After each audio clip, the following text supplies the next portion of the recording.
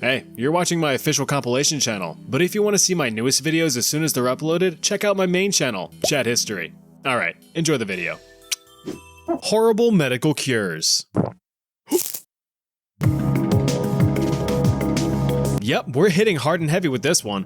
Back in the day when you had any sorts of pains or bruises, ouches or oozes, you had the freedom to tween off screen to your local drugstore and get yourself a healthy and unrestricted dosage of opium-derived morphine slammed right down your gullet. The obvious problem with having such an addictive substance readily available is, well, people got addicted. So bad in fact that towards the end of the 1800s, nearly 1 in 200 people in the United States were suffering from morphine addiction, many of which were injured veterans of that uncivil Civil War that had just ended a few decades prior. The market was in demand for something less addictive while still packing a punch at minimizing pain, and that's where a certain German pharmaceutical company came into play. Bayer, or more commonly pronounced Bayer or Bayer, decided to take a stab in the lab to produce something fab. Now, to his credit, English chemist Charles Romilly Alder Wright did the heavy lifting for this research back in 1874, but Bayer would be the one to bring it across the finish line as a medical product. Using morphine itself, German chemist and Bayer employee Felix Hoffmann worked his chemical magic, acetylating the morphine compound into diacetylmorphine. Remember acetylation, that'll be important in a bit. So what does all of that mumbo-jumbo jargon mean? Well, I'll tell you. You see these two acetyl groups right here? They allow for better lipid solubility, meaning that this stuff is able to be absorbed into your bloodstream more quickly than regular morphine, allowing it to take effect that much faster. Early experiments boasted phenomenal results, with patients praising its intense effects. Thus, Felix dubbed his creation heroish, German for heroic or strong. But in 1898, Bayer would sell the wonder drug under a slightly different name, heroin. The product was advertised as a safer, non-addictive alternative to morphine, with the Boston Medical and Surgical Journal explicitly stating the quote, absence of danger of acquiring the habit.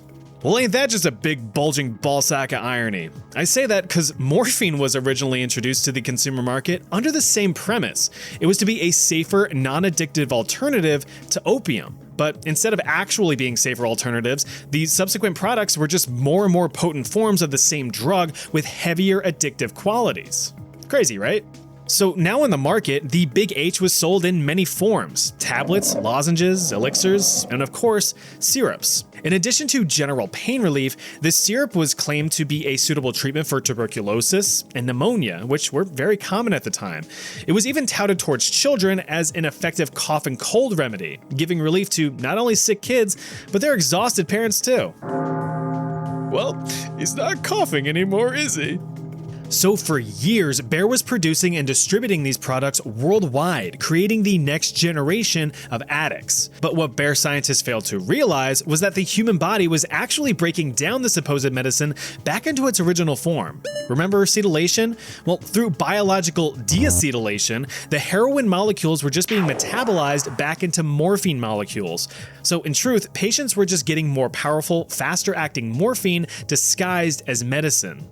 As for the innocent consumers, their quality of life was drastically altered from the supposed cure. What? While short-term effects seemed promising, mainly that addictive euphoric feeling, the long-term effects were horrifying. Doctors who prescribed stronger versions of the product reported an overwhelming number of requests to up their dosages, a clear-cut sign of tolerance and addiction. Even if the initial affliction had passed, consumers still demanded their doses. Those unable to be prescribed any additional amounts experienced terrible withdrawal symptoms. These included restlessness, bone and muscle pain, insomnia, nausea, and chills. In the extreme cases, heavy use of the stuff often resulted in complete respiratory failure, which of course means full system shutdown. Due to severe backlash, Bayer put a cap on all heroin production in 1913. Coincidentally, right before a little thing called the Harrison Narcotics Act was passed into law the following year. This effectively removed any and all diacetylmorphine-based remedies from the shelves, restricting them to only being available via prescription from a licensed medical doctor. It remained prescribable for a bit, but was ultimately banned in 1924. It took until 1970 to be officially recognized as a Schedule I drug under the Controlled Substances Act, determined to have no acceptable medical use, regardless of the initial claims, upon release. Mental illness has always been a problem throughout human history, with our knowledge around the subject still evolving to this day. Although research on the topic dates all the way back to ancient times, it wasn't until the mid to late 1800s when things really started to rev up. But like any field of research, the preliminary phase is where all of the majority of the errors are made. You gotta fail a lot to learn from mistakes. Unfortunately though, some mistakes aren't initially recognized as such. Take one Dr. Manfred Sackel. A simple accident on his part was misconstrued as a success, and many inadvertently paid the price for it. Trained as a psychiatrist at the University of Vienna in Austria, the place that isn't Australia, Dr. Sackel skipped across the pond to the US in the late 1920s to tackle the psychological disorder of substance addiction. Like morphine addiction. But instead of just prescribing a simple syrup, Dr. Sackel instead used insulin injections. The insulin was used as a metabolic sedative, basically calmed down the achy and shaky addicts, making them super sleepy instead. Much more manageable, but not exactly cured. They'll just get shaky again later. Well, unfortunately, Dr. Sackel must have drunk a tall ice-cold glass of dumb bitch juice one morning because he accidentally pumped too much insulin into a patient, forcing them to go lights out, induced into a hypoglycemic coma. Shoot! Don't go dying on me! He managed to bring the patient back to consciousness through a delicate jab of glucose, but what happened next was actually astonishing. The patient, normally all fidgety and whatnot, showed no visible withdrawal symptoms and even improved mental clarity. It appeared that simply turning the brain off and on again gave the patient a much needed mental reset. Well, one success means it works, said no good doctor ever. With this supposed breakthrough, Dr. Sackel had written up his discovery and decided to go for gold. Now standardizing the process, he tested his new treatment, dubbed insulin shock therapy, on patients with schizophrenia, a severe mental disorder which, at the time, had no treatments whatsoever. Under insulin shock therapy, patients were put through rigorous coma induction and wake cycles. This occurred 5 to 6 times a week, with each coma lasting about an hour before regaining consciousness. This process lasted for multiple weeks, with patients being subjected to as many as 60 comas over the course of a few months. Some worst cases even lasted more than a year. Patients, when they actually had a light on upstairs, often experienced excessive perspiration, salivation, and agitation, with many also experiencing violent convulsions. Despite these very obvious adverse effects, Dr. Sackel published his findings, claiming that up to 70% of patients had full remission, completely cured of their medical condition. This jump-started the craze for doctors to start jump-starting their schizophrenic patients. But the repetitious hypoglycemic comas did little to benefit the body. Long-term effects from insulin shock therapy included severe memory loss, reduced attention span, and slower brain activity. These people had much more difficulty learning or even thinking. On the extreme end, of course, were the deaths. According to institutional clinical data from across the United States, mortality rates from the treatment reached as high as 5% in some facilities. Sure, that doesn't sound like much on paper, but when thousands and thousands of patients were having their brains forcibly rebooted, the numbers add up. Hundreds of unnecessary deaths thanks to shoddy research. Insulin shock therapy continued to be practiced up until the 1950s, where it eventually fell out of favor once antipsychotic medications entered the market. These medications were cheaper and safer for the patient. By the 1960s, the therapy was completely abandoned. As for Dr. Manfred Sackel, his heart abandoned him in 1957 when he died of heart failure at the age of 57.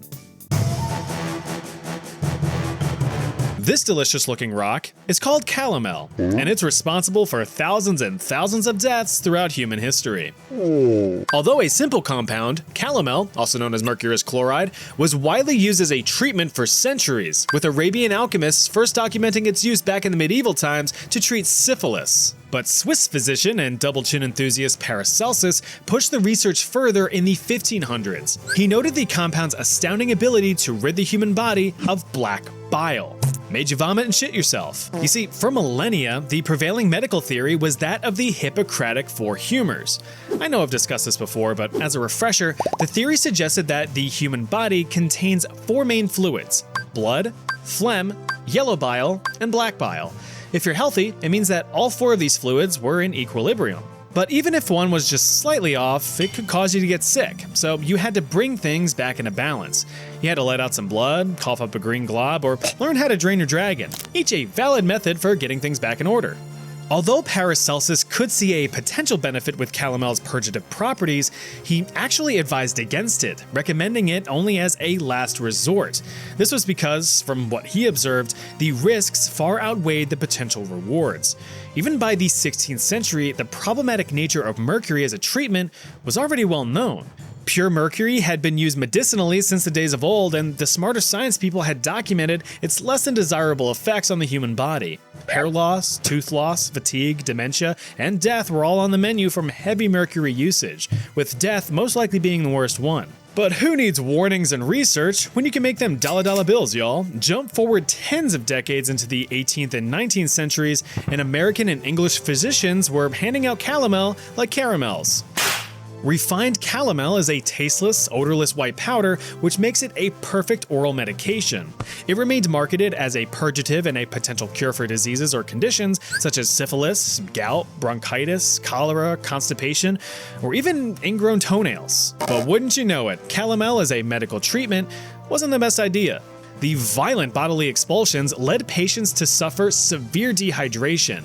Not only that, but some patients were prescribed bloodletting sessions alongside their mercurial cure. So in an attempt to balance their humors, some patients way overcorrected to the point of dangerously low levels of bodily fluids.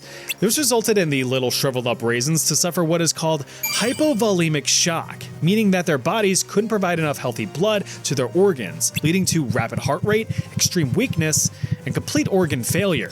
But to some of the most brilliant medical minds at the time, this simply meant that the treatment was working. Scottish fellow William Cullen, a leading medical authority in the 18th century, saw these symptoms simply as, quote, nervous energy leaving the body, which, according to his logic, would eventually lead to a cure of the underlying disease. Any death that had occurred was not the fault of the calomel, but the disease itself. Regardless of his positive thoughts on the matter, he still cautioned excessive use of calomel and only recommended minimal effective doses.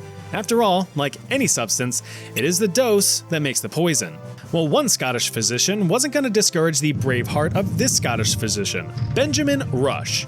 Not only a successful and world-renowned physician and philosopher at the time, Benny Rush also signed the American Declaration of Independence, so technically, he's a founding father. But that, of course, doesn't absolve him of his mistakes, and there were many.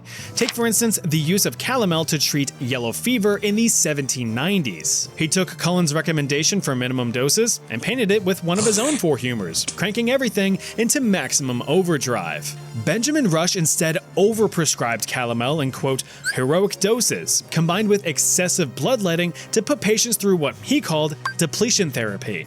Can't have any bad fluids in your body if you have none at all. His treatments, if you could even call them that, are estimated to have resulted in thousands and thousands of unnecessary deaths throughout the 18th century.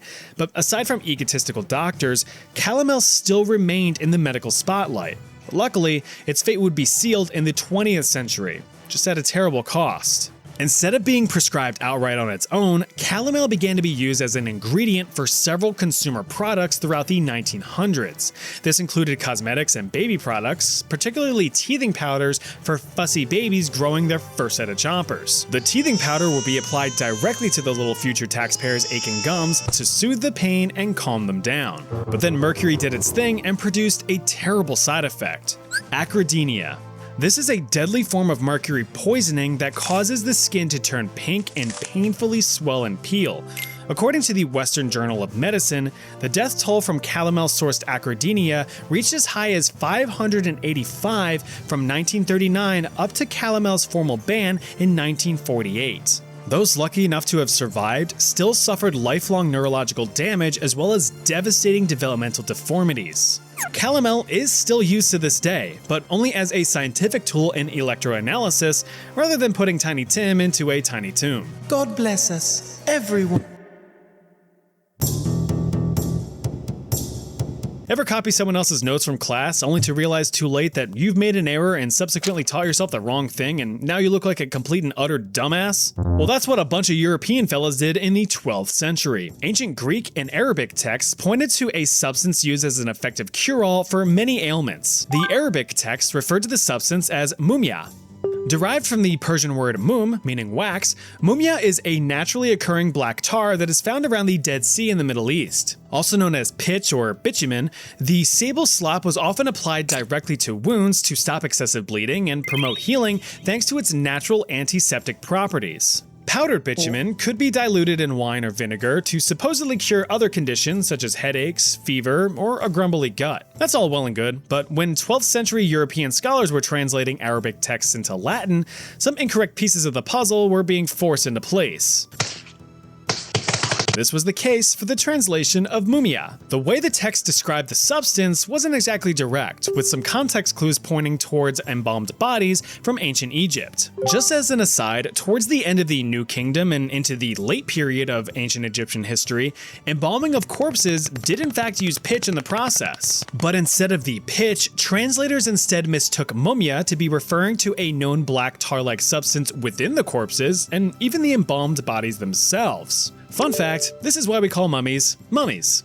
A simple mistranslation. Well, when translators saw human corpse and cure-all in the same medical text, that's where things kind of went off the rails. You see, the idea of consuming remains for health benefits was not new. As a matter of fact, medical cannibalism has been around since the days of old, with one example being the ancient Roman practice of consuming gladiator blood with the intention of curing epilepsy. Even Imperial China had Emperor Wuzong of the Tang Dynasty munching down on some human flesh to extend his life. So even though it sounds kind of ridiculous, it wasn't out of the realm of possibilities. But this error sparked quite the lucrative craze. Once the mistranslation was published, European apothecaries began bombarding Egyptian traders with orders for genuine ancient remains. Thus began the mummy trade of the 12th century. Tombs were exhumed and graves were robbed to dig up cold hard bodies for cold hard cash. But for every market, a submarket grows. With such high demand and limited mummies to be extracted, fake corpses were being created using the recently deceased, being sold as authentic remains. But we'll circle back on that in a minute. For use as a medicine, the mummies were busted up and broken down, ground into a fine powder. The powder itself could be popped onto your palate to treat anything from internal bleeding to full-blown depression. But if munching on the mummy wasn't your thing, the powder could be snorted into your schnoz. Ironically enough, this was used to treat nosebleeds. Of course, if powder wasn't the play, then it could be incorporated into various ointments and balms. Just slather that shit all over yourself to heal any open wounds. The problem, as you could imagine, was that it did jack shit. French Renaissance surgeon Ambroise Paré found the practice to be barbaric and appalling, noting that the treatment, quote, could do much more harm than help, as it was nothing but, quote, flesh of dead, stinking, cadaverous bodies. Having seen patients ingest the powder firsthand, he directly observed their violent vomiting and immense stomach pains. And it was all true. Medical experts had noticed severe reactions to the powder. Now, circling back to the counterfeit corpses, this only added insult to injury. These corpses were often freshly deceased from disease, embalmed and made up to resemble a real dusty-busty corpse. So instead of snapping into an ancient Egyptian Slim Jim, people might have been munching on a malarial amalgamation of Monty the Mischievous Mooner. Thankfully though, scholars during the Renaissance decided to revisit the original Arabic text and realize the mistranslation, decrying mummy powder as a medicine and putting the final nail in the coffin for the terrible treatment.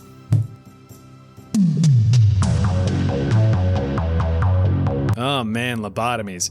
Probably the poster child for horrible medical treatments. These were absolutely brutal and will definitely make you squint and pucker a hole or two. Now I hope you didn't blank out too much with this video, because we're gonna go back to tackling mental health. And who better to receive the pointy short end of this stick than schizophrenics. Per our insulin shock therapy section, schizophrenia was a huge problem in the early 1900s. Besides Dr. Sackel's super sleepy sit-up setup, nothing was being proposed as a possible treatment. Well, one Portuguese fellow was determined to change all that in 1935. Antonio Egas Moniz, a fancy-sounding name for a freaky-looking dude. Looking like a melted Lego figurine with his snap-on hair and lack of skin pores, Egas Moniz catapulted himself into the forefront of modern psychosurgery. He theorized that mental illness was simply the result of abnormal neural connections in the frontal lobe of the human brain, basically the human equivalent of poor cable management. He developed this theory by researching other works in the field. For example, physiologists John Fulton and Carlisle Jacobson ripped out the frontal lobes of an aggressive chimpanzee, making it much more docile and agreeable, albeit a bit more drooly. Neurologist Richard Brickner noted the complete personality shift of a man whose frontal lobe was surgically removed following the discovery of a tumor. Alongside other evidence, Moniz made his case and was granted permission to test his theory. He took 20 patients with disorders ranging from anxiety, depression, and of course, schizophrenia. Maybe even all three. Because of physical complications, Moniz couldn't actually perform the surgeries himself, so he had neurosurgeon amigo Pedro Lima deal with the matter. White matter, to be precise. White matter fibers, in case you didn't know, are a critical component of our brains. They're the main avenues for information sharing across the different parts of the brain. Their existence is what allows us to learn, think, express emotion, breathe, and move. So let's just fuck all them things up with a sharp scrambling needle and blasts of pure alcohol. That should do the trick. And according to Moniz, it did. Of the first 20 poor unfortunate souls who went under the needle, 7 were considered cured, with another 7 classified as improved, and the remaining 6 deemed unaffected. One patient, a 63-year-old woman diagnosed with paranoia, hallucinations, depression, insomnia, and anxiety, had most of her symptoms washed away with a few alcoholic sprays to the brain. For this discovery, Moniz was eventually granted the Nobel Prize in Physiology or Medicine in 1949. But just a couple hundred million inches across the Atlantic were a few American neurologists eager to bring Moniz's technique stateside in 1936. James Watts and Walter Freeman Jr. thought that this medical marvel was the coolest thing since sliced bread. While they were successful in recreating the procedure, they opted for optimizing the route, setting records in the 80% category by creating the transorbital lobotomy. Why create a hole in the skull when we have 2 perfectly penetrable eye sockets built right in? Gripping a sharp ice pick shaped surgical tool called an orbitoclast in one hand and a fucking hammer in the other, you can already feel the cringe.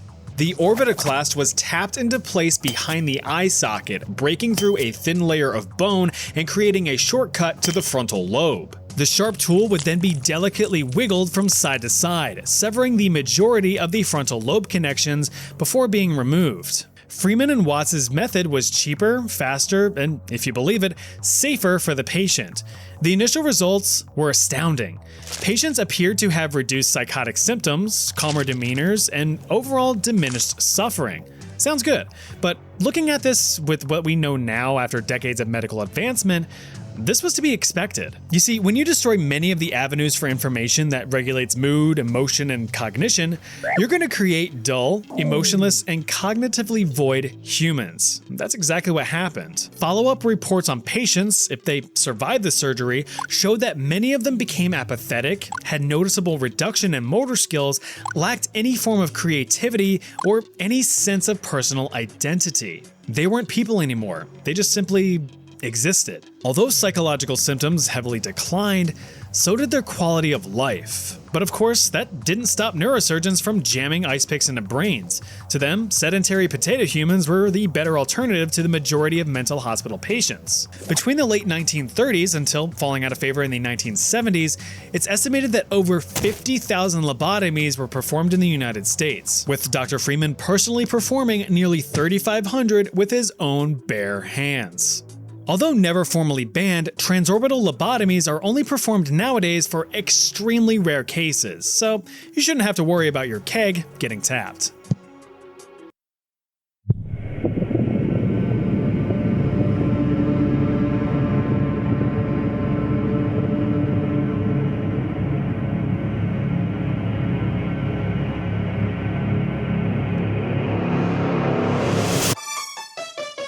It's near the end of 1938, and deep in the confines of Berlin, Germany, a couple of nerds are about to discover a discovery that will change the world forever. Chemists Otto Hahn and Fritz Strassmann were enjoying the traditional German pastime of bombarding uranium with neutrons in hope of something interesting to happen. After a few sauerkraut sandwiches, Hahn and Strassmann checked the results of their experiments and discovered that they had performed nuclear fission, which is the act of splitting a larger atom into smaller atoms, releasing a ton of energy in the process.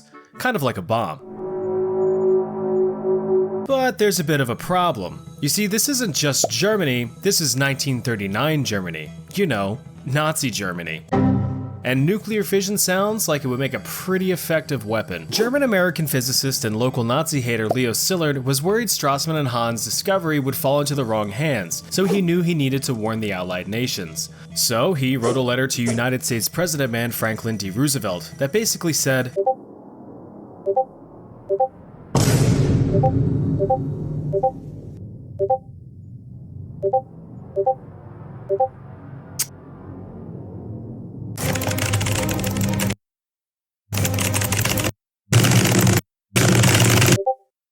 the letter was even signed by famous scientist Albert Einstein so that Roosevelt knew to take it very seriously, which he did. With some prodding from British scientists, Roosevelt approved a program on October 9th, 1941 to assess the feasibility of an atomic bomb using uranium. So sometime later, the committee of the program came back to FDR and said, "We might be able to do it, but we need like $50 to $100 million maybe?" Roosevelt scratched his chin and contemplated moving forward, but was ultimately convinced when a bunch of very American boats were blown up by very Japanese planes. On August 13th, 1942, theory would be engineered into reality with the start of the Manhattan Project, which pushed forward the physical development of the world's first nuclear weapons. Such an ambitious project certainly needed an equally ambitious leader, and there was only one man for the job. That's right, the Manhattan Project was under the direction of none other than Leslie Groves Jr., a decorated and well-respected United States Army Corps of Engineers Lieutenant General, but he also needed someone to lead the secret weapons laboratory. So here enters the star of our story, theoretical physicist J. Robert Oppenheimer, a strictly conservative, Nobel Prize-winning scientific leader. Except he wasn't. To the United States government, Oppenheimer was a filthy commie sympathizer.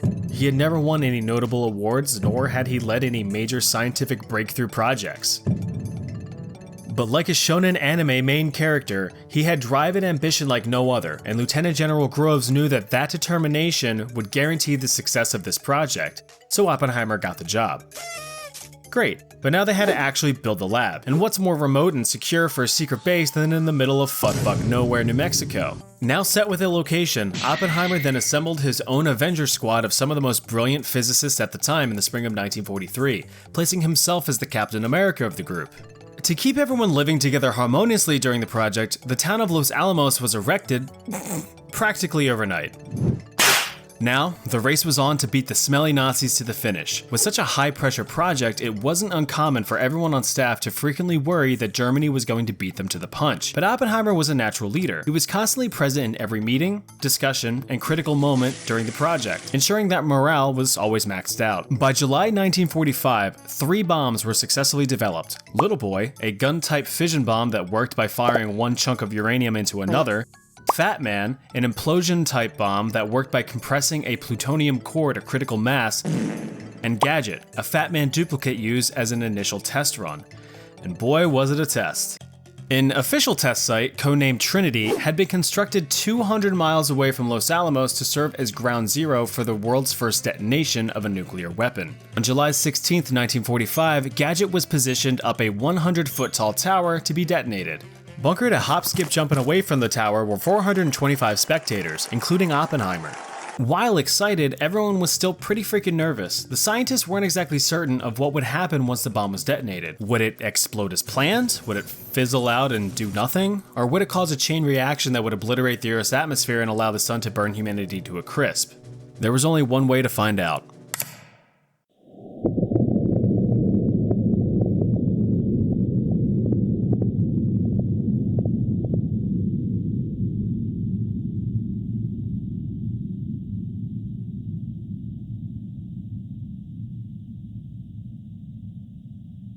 At 5:29 a.m., Gadget was detonated and immediately exploded with the force of 25,000 tons of TNT. Almost instantly, the explosion turned the desert sand into a 1,000-foot wide glass crater, generated a shockwave that was felt over 100 miles away, and created a mushroom cloud that stretched 7.5 miles into the sky. He had done it. Oppenheimer and his team successfully created a nuclear weapon, an achievement equally exciting and horrifying. If you're familiar with historical timelines, you might realize that by July of 1945, Nazi Germany had already surrendered, with Japan being the last man standing. Once news of the successful nuclear test reached President Bro Harry Truman, he quickly used it as an open threat to Japan. On July 26, 1945, the US, Great Britain, and China issued the Potsdam Declaration, a document calling for the immediate and unconditional surrender of the Empire of Japan, lest they face prompt and utter destruction. Japan, of course, responded rather quickly, saying, so the US was all, You sure about that? You sure about that? and proceeded to deliver on the threat. On August 6, 1945, the first atomic bomb, Little Boy, was dropped on the city of Hiroshima, Japan, a major port and military headquarters. Because it was largely untouched by bombing raids, it allowed for a clear measurement of the before and after destruction of the atomic bomb. The blast directly killed 70,000 people, with almost 90% of those deaths being innocent civilians. Despite the immense destruction, the detonation was actually determined to be extremely inefficient, fissioning only 1.7% of its total material. Japan continued to ignore the Allies' demands for surrender, essentially stating that they didn't hear no bell, but they were about to hear something a bit louder.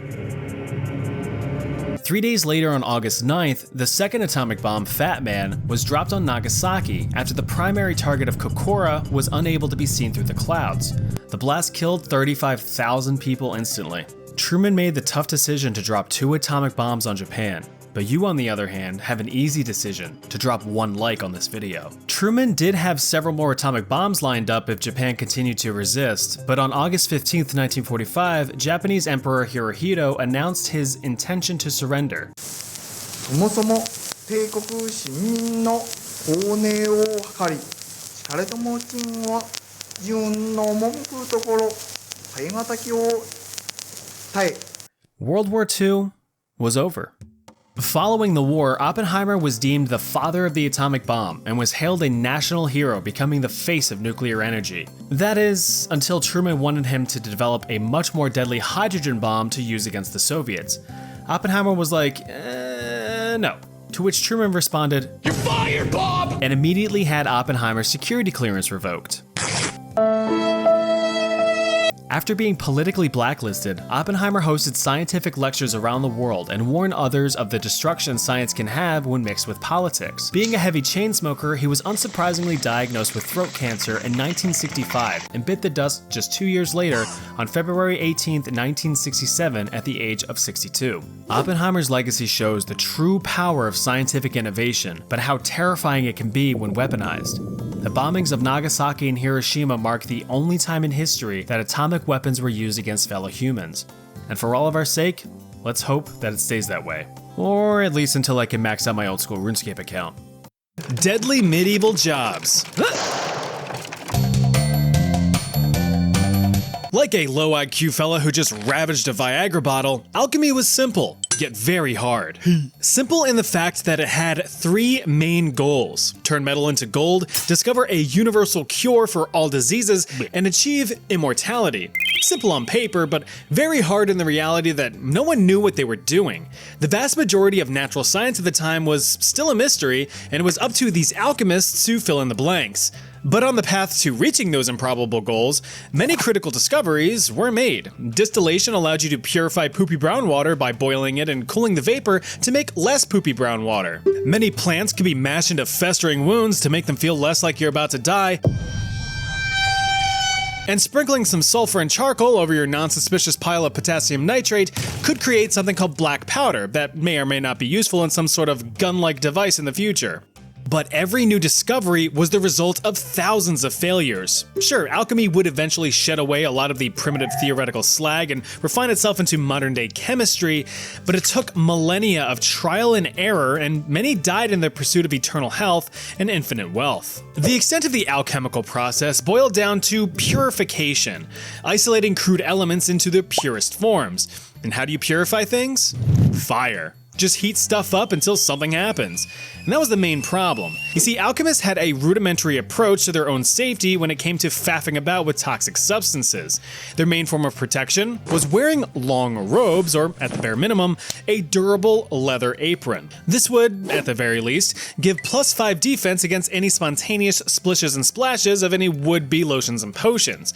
But if you've ever been chewed out by your chemistry professor, you know that's often the least of your worries. Now, getting a drop of salty water in your eye at school may seem trivial, but But if that harmless sodium chloride enriched dihydrogen monoxide were instead something more spicy like, say, boiling hot mercury, and then things get a little bit more life-threatening-y. Alchemists didn't really use face or eye protection outside of just squinting a little bit and hoping for the best. But when that plugged beaker of boiling broth decides it wants to overcome a pressure differential, you're gonna wish that something was there between you and it. Now, if you were careful enough to uncork your cooking concoctions, you still had to deal with its byproducts. One of the most mysterious and thus often studied materials was liquid mercury. Since it looked like a metal yet flowed like a liquid, the element was often mistaken for the highly sought-after elixir of life itself, bringing many to an untimely end. But that didn't stop alchemists from trying to unlock its potential secrets. In any case, the last place that you would want to be burning toxic metals is somewhere cramped and poorly ventilated. Well, it's a good thing that many of the alchemical labs in medieval times were cramped and poorly ventilated, filled with lots of flammable books and papers to boot. So when putting toxic elements to the flame, like mercury or arsenic, you're gonna form some nasty fumes. Historical texts allude to these dangers, stating that the vapors, quote, injured the spirit and body. Trying to unlock the phenomenal cosmic powers in your itty-bitty living space is going to mean trading breathable air for some that is deadly.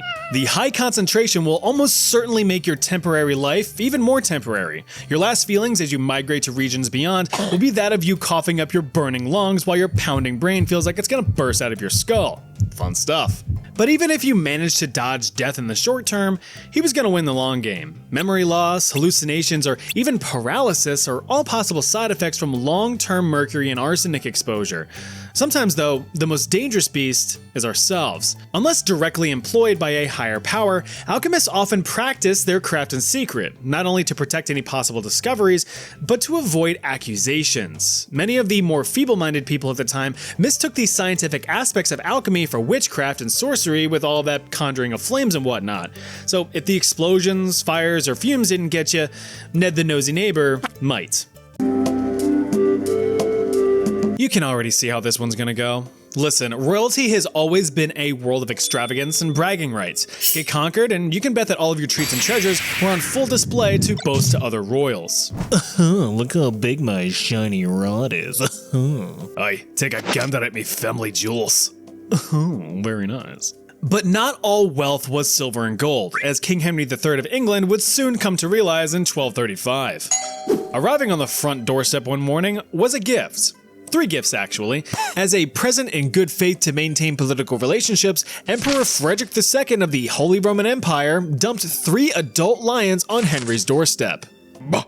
King Henry absolutely adored the giant cats and set them up in a less than suitable habitat within the Tower of London, opening up the royal menagerie to royal guests as a royal flex. The menagerie eventually expanded, with elephants, a polar bear, non-polar bears, and several monkeys all taking residence within the walls. Now, each and every one of these exotic animals required special care, so in order to provide said care, specially trained animal experts were hired to do the job, right?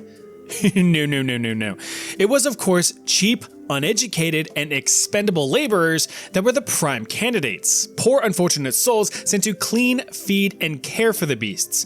And it was all easier said than done. No matter how friend-shaped wild animals may seem, they're still wild animals, and they will murder you at a moment's notice. Once you stepped into the literal lion's den, you were at their mercy. Without extensive knowledge on how to meet their most basic needs, these animals were often feral and malnourished, and thus a very real threat, especially when you're looking like a tasty treat. Habitats at the time, if you could even really call them that, were often poorly constructed and weren't any more complex than a simple cage. Some historical records allude to incidents of collapsing cages or animals managing to break free from their chains and ripping apart caretakers limb from limb. It wasn't uncommon to catch a claw from time to time, or witness your buddy get converted into a PNG under an elephant's tree trunk of a foot.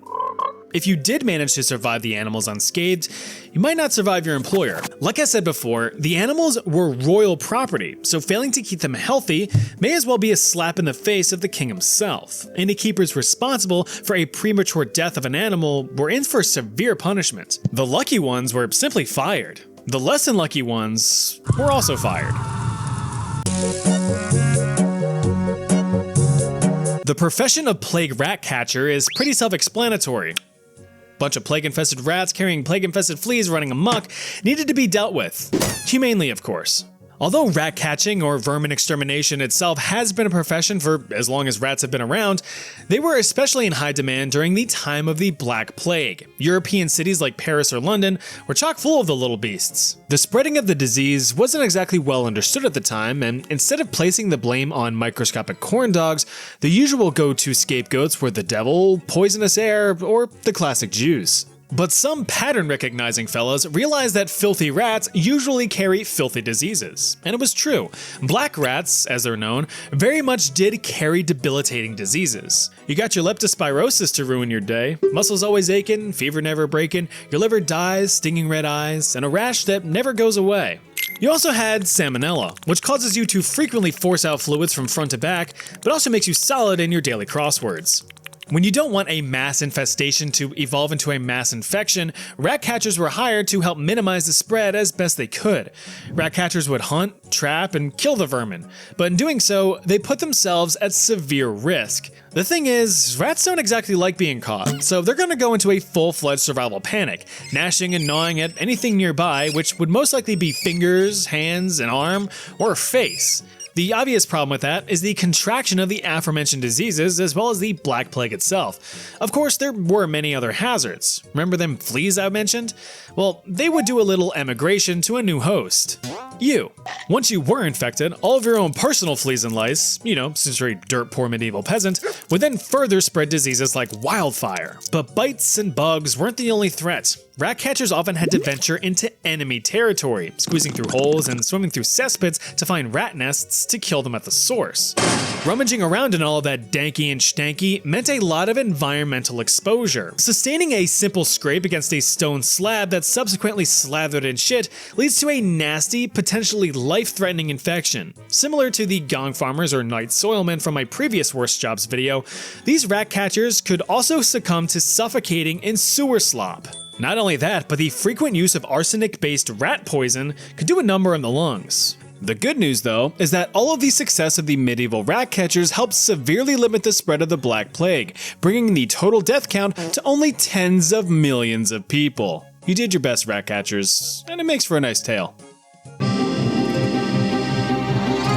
Now, if you think that grave robbing wasn't a job, think again.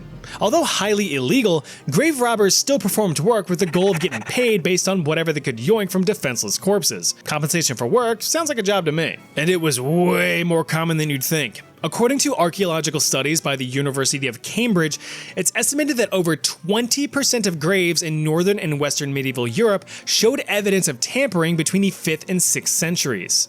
Graves were robbed for two main reasons. The first, and most obvious, was stealing valuables. This could be anything from grandma's bracelets, rings, or even her iconic red jewel. If you were brave, you could even rip out Gam Gam's golden teeth. The other reason was stealing the bodies themselves. Much more difficult, but potentially more lucrative. In the late medieval period, a medical revolution was underway, meaning that practicing physicians were in need of cadavers to poke and prod to figure out how humans worked. The fresh ones were preferred, but beggars couldn't be choosers. But they could be grave robbers. The dangers of the infamous side hustle were plentiful. For one, just digging 6 feet into the earth is not easy. If you've ever woken up to a few tons of gravel dumped into your driveway with your dad enthusiastically standing there with a shovel, you have an idea of how much it would suck. But besides the ergonomic injuries, digging that deep in fresh soil was very dangerous. By definition, loose soil isn't very stable, and there have been multiple reports throughout history of grave robbers being discovered buried in the very graves they attempted to rob. Robbers were also running the risk of digging up the diseased deceased. Victims of the plague, tuberculosis, leprosy, and smallpox can have their afflictions live on far after their own deaths. If life was like a box of chocolates, then death was simply a sack of farts. You knew exactly what you were getting, you just didn't know how bad. Cracking open a coffin could leave you coffin instead. But it was a known risk. If falling dirt and disease failed to cut your life short, then someone else would. Grave robbing was a crime, a very serious crime, and graveyards were holy property, and as such, any guards patrolling could act as your judge, jury, and executioner. Guards were granted special permission to deal with any disturbances any way they saw fit, like fitting a spear through your skull. Luckily, you've already done all the heavy lifting of digging a grave, the guards just had to tidy up. If the guards were more merciful, you would simply be arrested and your fate left to the courts. but you would most likely end up 6 feet over the ground before you ended up 6 feet under it. Bell ringers actually had a pretty important job for the everyday person. They were the timekeepers. Yeah, sure, there was that big glowing ball in the sky to tell you dawn and dusk, but all the other hours were approximations. It was up to bell ringers to mark the important times of the day, call people to service, or chime special occasions.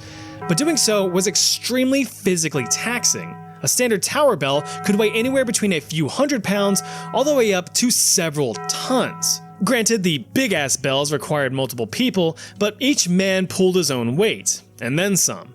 Having a tug-of-war match with a several-ton hunk of metal isn't the best wager to make. The sheer momentum of these bells as they swung back and forth was something to be reckoned with, and it demanded respect. Or else. A survey conducted in 1990 asked several thousand London bell ringers about any injuries sustained during their ringing duties, and the answers didn't leave much to the imagination. Ripped fingernails, crushed limbs, falls from the tower, and even accidental hangings had occurred. Ringing ropes became a death trap if the ringers became too complacent. Now keep in mind, this was in the 1990s, well into the modern age with considerations for safety. So imagine how much more frequent these types of injuries must have occurred back in medieval times. If you weren't snagged by the rope, you certainly had your bones rattled by the deafening sound of the bells themselves. Many of the large city towers were equipped with multiple bells, each one producing different pitches or rung under different circumstances. Being right in the middle of all that crippling cacophony meant the risk of blowing out your eardrums. Each separate ring could emit a head-splitting 120 decibels, well into the deafening range of sound, even if only momentarily. For comparison, 120 decibels is like being right next to T-Swift's private jet as it takes off to cross the street. Each of those bursts of sounds were enough to cause permanent damage to hearing unless protection was used. And you know damn well medieval bell ringers didn't use no protection. They simply took the method of, you'll get used to it. The biggest threat to a ringer's life, however, wasn't the bells or the ropes, but something a bit more flashy. Lightning. You see, back in the God-fearing, superstitious times of old, thunderstorms were believed to be moments of divine rage. But don't worry, when God's mad, you can just soothe him with the sweet clang of tuned metal. Or, at least, that was the belief. Many medieval fellas instructed the poor ring-a-dingers to bang their bells in an attempt to chase away thunderstorms, and wouldn't you know it, didn't work. Some reports from the 1700s claim that over 100 bell ringers gained first-hand experience of the human body's ability to conduct electricity. Lightning could either strike the tower or the bell directly, delivering a death jolt down the rain-soaked line and through the poor soul attempting to single-handedly banish an entire fucking thunderstorm with a series of Taco Bell bongs. The number of deaths got so bad that some countries, like France, surrendered to the heavens and banned thunderstorm bell ringing until the invention of the lightning rod in the mid-1700s. Although it seemed like a relatively safe and simple job, working high in the tower had plenty of ways to get dinged in your dong. Alright, hear me out. The medieval scribe was by no means an adrenaline-charged, fast-paced profession, but that's kind of the point. The life of a medieval scribe was the most bland, boring, and mind-numbing jobs in all of human history. Before Papa Gutenberg invented his famous printing press, entire books were written by hand. This process was physically exhausting, mentally taxing, and extremely slow, resulting in books being expensive, which is why books were for rich people. But the requirement for a personal touch did allow for creative freedom, creating unique works of art with each copy. Sweet. But there's only so many times you can generate artistic flourishes around the word "the" before your creative juices start drying up. As a medieval scribe, your job was to write. All day, every day. Except Sundays. Those are for Jesus. But all of that writing, especially in the same position day in and day out, puts a very real toll on the human body. We simply weren't designed to sit for most hours of the day. So stop slouching. Scribes worked in specialized rooms called scriptoriums, which held all of the cutting-edge equipment needed for efficient scribbling: a writing desk, ink, paper, and feathers for quills. As for content, scribes copied a wide variety of topics: science, history, cultural literature, and of course, religious texts. This ensured that tradition and know-how could be passed down across the generations, binding knowledge in paper and leather. But them's a lot of words to read and write. Scanning hundreds of thousands of words with your eyeballs took a toll on them. The constant nearsighted strain often resulted in scribes fucking up their vision and developing chronic migraines. Now, there's often a misconception that, hell, even I had prior to researching this, that scribes were these frail old men writing by candlelight. That's not true. Instead, scriptoriums were specifically designed to take advantage of natural light, with windows facing the east to bathe in the morning sun. Writing desks were set up near these windows to maximize their illumination. The setting of the sun simply meant that your shift was over. Now, what people might not realize is that back in the day, candles were very expensive, and so was paper, so it would be stupid to literally burn through your money in a dimly lit room full of flammable paper. But yeah, like I said, all of that repetitive writing posed very real ergonomic hazards. The constant swishing of a quill across pages put a lot of wear and tear on joints and muscles, resulting in agonizing carpal tunnel syndrome and severe spinal deformations from all of the hunching over. But if osteoarthritis or chronic back pain weren't enough for you, other inherent dangers were waiting. Another health hazard for these scribbling scribes was the very medium used to immortalize history: the ink. Standard black ink was made from plant-based fluid and iron sulfate. Black was the most common color, thus it made up a vast majority of the writing, and luckily it wasn't too terribly toxic. But all of the fancier colors used to decorate or illuminate the pages certainly were. Vermilion red ink contained mercury, vibrant yellows and greens used arsenic, and bright white ink used lead. Exposure or absorption through the skin was known to have caused chronic physical or mental symptoms like rashes, headaches, and memory loss. Which brings up one of the more dangerous aspects of the job. It was actually very common for scribes to leave little notes in their copies alluding to them losing their friggin' minds. A note at the end of an 8th century book says, "He who does not know how to write does not think that it is a labor. 3 fingers write, the whole body labors. Whoever has read this book, pray for me." Another scribe from the 11th century wrote a little note at the end of his writing endeavor. It says, "Thus let this composition be ended here. God help my hands." And finally, we come to one of the most damning examples. It reads, "The shit sucks." This was a real problem. The constant mental anguish of doing nothing but writing for years caused some scribes to teeter on the edge of insanity, where a comfortable rope necklace could free them from their suffering. Metaphorically, of course. Scribes really were some of the most unsung heroes. Despite the mundane career path, they were a critical part of human history. They were the ones who preserved it, or at least their version of it. After all, writers had the right to write what they thought was right. Human sacrifice is a noble tradition that has been going on since the dawn of civilization. Whether it's to make your king happy, appease the gods, or just a creative way of getting rid of an annoying neighbor, you can bet that a classic heart-stealing, skull-splitting sacrifice will get the job done. So let's take a look at how different societies used to willingly depopulate themselves for the greater good. Imagine you spend most, if not all of your life serving one guy. The Pharaoh. Well, one day he just keels over from choking on a scarab and you say to yourself, "Oh, thank God, your years of servitude are over." Only to find out that the Pharaoh handpicked you and your buddies to serve him in the afterlife. To make matters worse, you look around to see all of your bros celebrating like Ra himself just showed up to the party. Are you fucking kidding me? You say to yourself as a sword is rammed into your delicate tummy. Your body is then mummified and you're entombed with Pharaoh and the boys for all eternity. This is basically how retainer sacrifices went. Since pharaohs were seen as gods in human form, they were treated as such, requiring countless servants to tend to their every need. Like a lot of civilizations, ancient Egyptians believed in an afterlife where you could continue to do what you do without the fragility of mortality. Of course, pharaohs didn't want to spend eternity having to do things themselves. That's for poor people. So there were instances where pharaohs would arrange to have servants or even close family members sacrifice to accompany them into the next life. Evidence shows that those chosen for eternal untipped servitude willingly gave their lives as a sign of everlasting devotion to their pharaoh.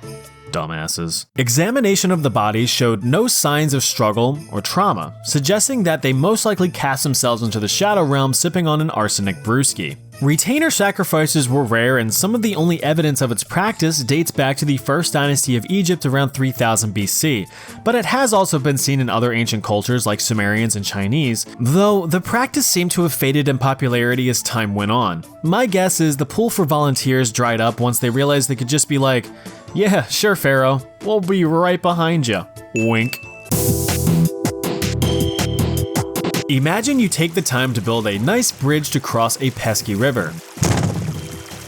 That's a nice bridge right there. But it suddenly gets washed away by a rush of water because rivers, am I right? Oh toots, you say, slapping your knee, but you don't let it get you down just yet. You can rebuild, and so you do, but damn it! Looks like something really doesn't want you building a bridge there. The gods? A nature spirit? Poor structural integrity from a lack of engineering experience? Whatever the case, you're left with no choice. You have to reliably cross that river. It's time to start sacrificing! Japan is no stranger to odd practices to appease spirits, and hitobashira is one of them. Translating to human pillar, the practice was used to basically bless new construction projects with good fortune. Dang, this project is 3 weeks behind schedule. Well, in you go, Martha. Sir, the budgets have just been coincidentally increased. It's a miracle! It was a common belief that disturbing the earth for means of construction would piss off the local spirits around the land, cursing the structure to an untimely demise. Well, that's not so great for the portfolio's ROI, so builders needed some insurance that their castles and bridges were going to at least have a few centuries of durability against some spooky specters. Victims, or volunteers, would be handpicked to sacrifice themselves to serve this greater purpose. In their sacrifice, they would become a guardian spirit for the structure, protecting it from natural elements or enemy attacks. To be honest, I give up my life so a Denny's could serve for all eternity. Famous sites that use some human reinforcement are the Maruoka Castle in Sakai and the Matsuejo Castle in Matsue. Those being sacrificed would be provided a small, comfy hole in which to be buried alive, forever entombed under or near the new construction. The practice was common up until the 16th century when people started to realize, yeah, that makes no sense, and declared it inhumane. Although there is evidence that the practice continued up to the 20th century. I guess some traditions just don't die, but the people do. Mayans. Probably the first thing you think of when you hear human sacrifice in your everyday conversations. Decapitation, ripping out hearts, throwing people in pits, they had it all. Dating as far back as 250 AD, the Mayan people were big on human sacrifice as an ultimate offering to the gods if they really wanted something dire, be it fertility to save them from famine or rainfall to save them from drought.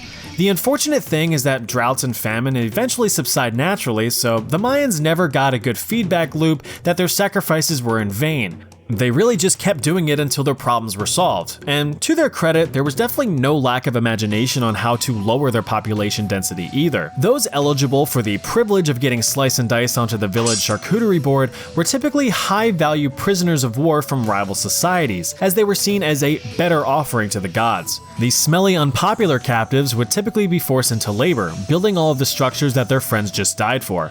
Oh yeah, ritualistic offerings were also performed for things like new construction or appointing a new ruler. Nothing like breaking ground by shoving the shovel into your buddy's skull. Thanks, gods. The main goal of sacrifice was to extract blood from their victims as tribute. Of course, getting your sacrifice to bleed was the easy part, but Mayans like to put on a good show. Lobbing heads off, ripping their still beating hearts from their chests, and chucking their bodies down a bunch of steps, slamming numerous arrows into their chests, simple cutting and draining, all very effective at getting that sweet red good out from their bodies. The blood was often smeared across images of the gods that they wished to appease, with the remaining blood and corpsey bits burned to complete the tribute. In case you were wondering, Aztecs performed very similar sacrifices, though a bit more grand. For example, during the reconsecration of the Great Pyramid of Tenochtitlan, it is estimated that more than 80,000 prisoners were sacrificed, reducing crime rate 143% overnight. Even though we are grateful every day for the invention of olive oil, Greece has a pretty dark history. When times were looking grim thanks to the usual suspects of famine, war, or plague, it was deemed necessary to make a sacrifice to purify the community. Roughly translating to scapegoat, pharmakos was the ritualistic sacrifice or exile of a person or group of people. Those typically chosen for the task were slaves, cripples, or criminals. You could even be chosen if you were just plain ugly. Those people were seen as impure and a blight on their society, thus causing all of the misfortunes. Tomatoes not growing right? Just blame Nasty Nick down the road. Yeah, he's guilty. The ritual can go one of two ways. Either the victim is completely sacrificed or is just exiled. Typically, full-on sacrifice was reserved for the worst of criminals, where they could just be thrown off a cliff into the sea or burned on a pyre. Although it has to be said that many modern history dorks say this probably never happened, so who knows? There are stories from Athens that each year during a harvest festival called Thargelia, the ugliest man and woman would be well fed and paraded through the city. This is nice. But then they would just get absolutely demolished with sticks and branches and kicked out of the city. Well, that's what you get for ruining my tomatoes. Marriage can be one of the happiest moments in a person's life. You dedicate the rest of your life ensuring prosperity, safety, and care for your partner. But what happens once till death do you part becomes reality? Why? You sacrifice yourself, of course. Back around 320 AD, Hindu women would often opt into the practice of sati, in which they would sacrifice themselves to the funeral pyre of their recently deceased husbands. This was seen as an ultimate sacrifice and a sign of utmost devotion as they would follow their loved ones into the spirit world. The grieving widows would either softly lay next to their dearly departed or 720 laser flip their way onto the funeral pyre as it burned, which was pretty metal. As time went on, women became a little bit more reluctant to just throwing themselves willy-nilly into fire because, maybe they wanted to live instead? But thanks to good old societal pressures, these women were more or less forced to the flame. Widows who had no children were seen as nothing but a burden on society since they could not remarry and therefore had no further use. According to a website I found when researching this, the practice of sati was highest between the 15th and 18th centuries, with as many as 1,000 widows blazing it each year. I mean, I've heard of hot single women in my area, but this is ridiculous. Thankfully, the practice was officially banned in 1829. So there you have it. Societies have gone through a lot of sacrifices throughout history and still do even today. For example, I sacrificed my time making these videos trying to convince you that I'm funny, and you sacrificed your time confirming that I'm not. But hey, that's showbiz, baby. Something bad about every country, in no particular order. Sri Lanka's economy has been collapsing since 2019 thanks to a corrupt government and the evaporation of tourism because of the Big C. They owe about $51 billion to the world and only have about $25 million in the bank. Uganda has a terrible water supply thanks to being landlocked and a weirdly booming population. I bet the government will probably help out, but they're probably just waiting for the next Mr. Beast video to drop. Besides being an F-tier apex gun, Mozambique has one of the highest birth rates, but also one of the lowest life expectancies at birth. Good luck, son. If you have such bad judgment that you find yourself in Honduras, try not to get sick as they only have one doctor per 3,000 people. Take the economic approach and just be mugged and left for dead. Freedom of speech and freedom of the press are still restricted in the UAE. Hold anti-government protests like we do in the US and you'll get stoned, not the good kind. Iceland has committed some of the worst political atrocities in history, from purchasing green beans to shooting protected ducks and even making rude comments. Over 90% of Gabon is covered in rainforest. The other 10% is covered in AIDS and malaria. When 18th century Serbian villagers experienced anything inexplicably spooky, they blamed the recently deceased, dug them up, and killed them all over again. They would call these bodies vampires. The entire country of Lesotho is more than 3,200 feet above sea level, which is pretty high, but not as high as having the world's highest self-deathing rate. Paraguay once lost a war against Brazil, Argentina, and Uruguay in the late 1800s. They then doubled down and kept fighting, only to lose over 2/3 of its population in the end. For over 500 years, the tiny island nation of Mauritius traded hands between the Dutch, French, and British, and they all dealt in heavy slave trade. Eswatini is the last absolute monarchy in Africa. Too bad it's still a dirt poor third world country. For over a decade, Haiti accounted for over 30% of the Atlantic slave trade, importing 40,000 slaves a year at its height, but then they revolted and won independence. Israel is a huge fan of huge walls, and not a huge fan of neighbors, but not calling out any in particular. Djibouti Cambodia is one of the funniest named countries in the world. It's also one of the largest destinations for human trafficking. A little less funny now, isn't it? You think the Netherlands looks like this, but it actually looks more like this. Montenegro translates to Black Mountain, and is in fact not a reference to your friend Monte. Translating to the savior, it's exactly what El Salvador needs since it has been ranked as having the highest murder rate in the world. 68% of Tanzania's population lived below the poverty line of $1.25 a day. Minimalist YouTubers should take notes. Liechtenstein was the last European country to allow women to vote, in 1984. Nicaragua has no formal address system, so if you're trying to go anywhere, an address will probably look like third house down from the second left turn after the Taco Bell.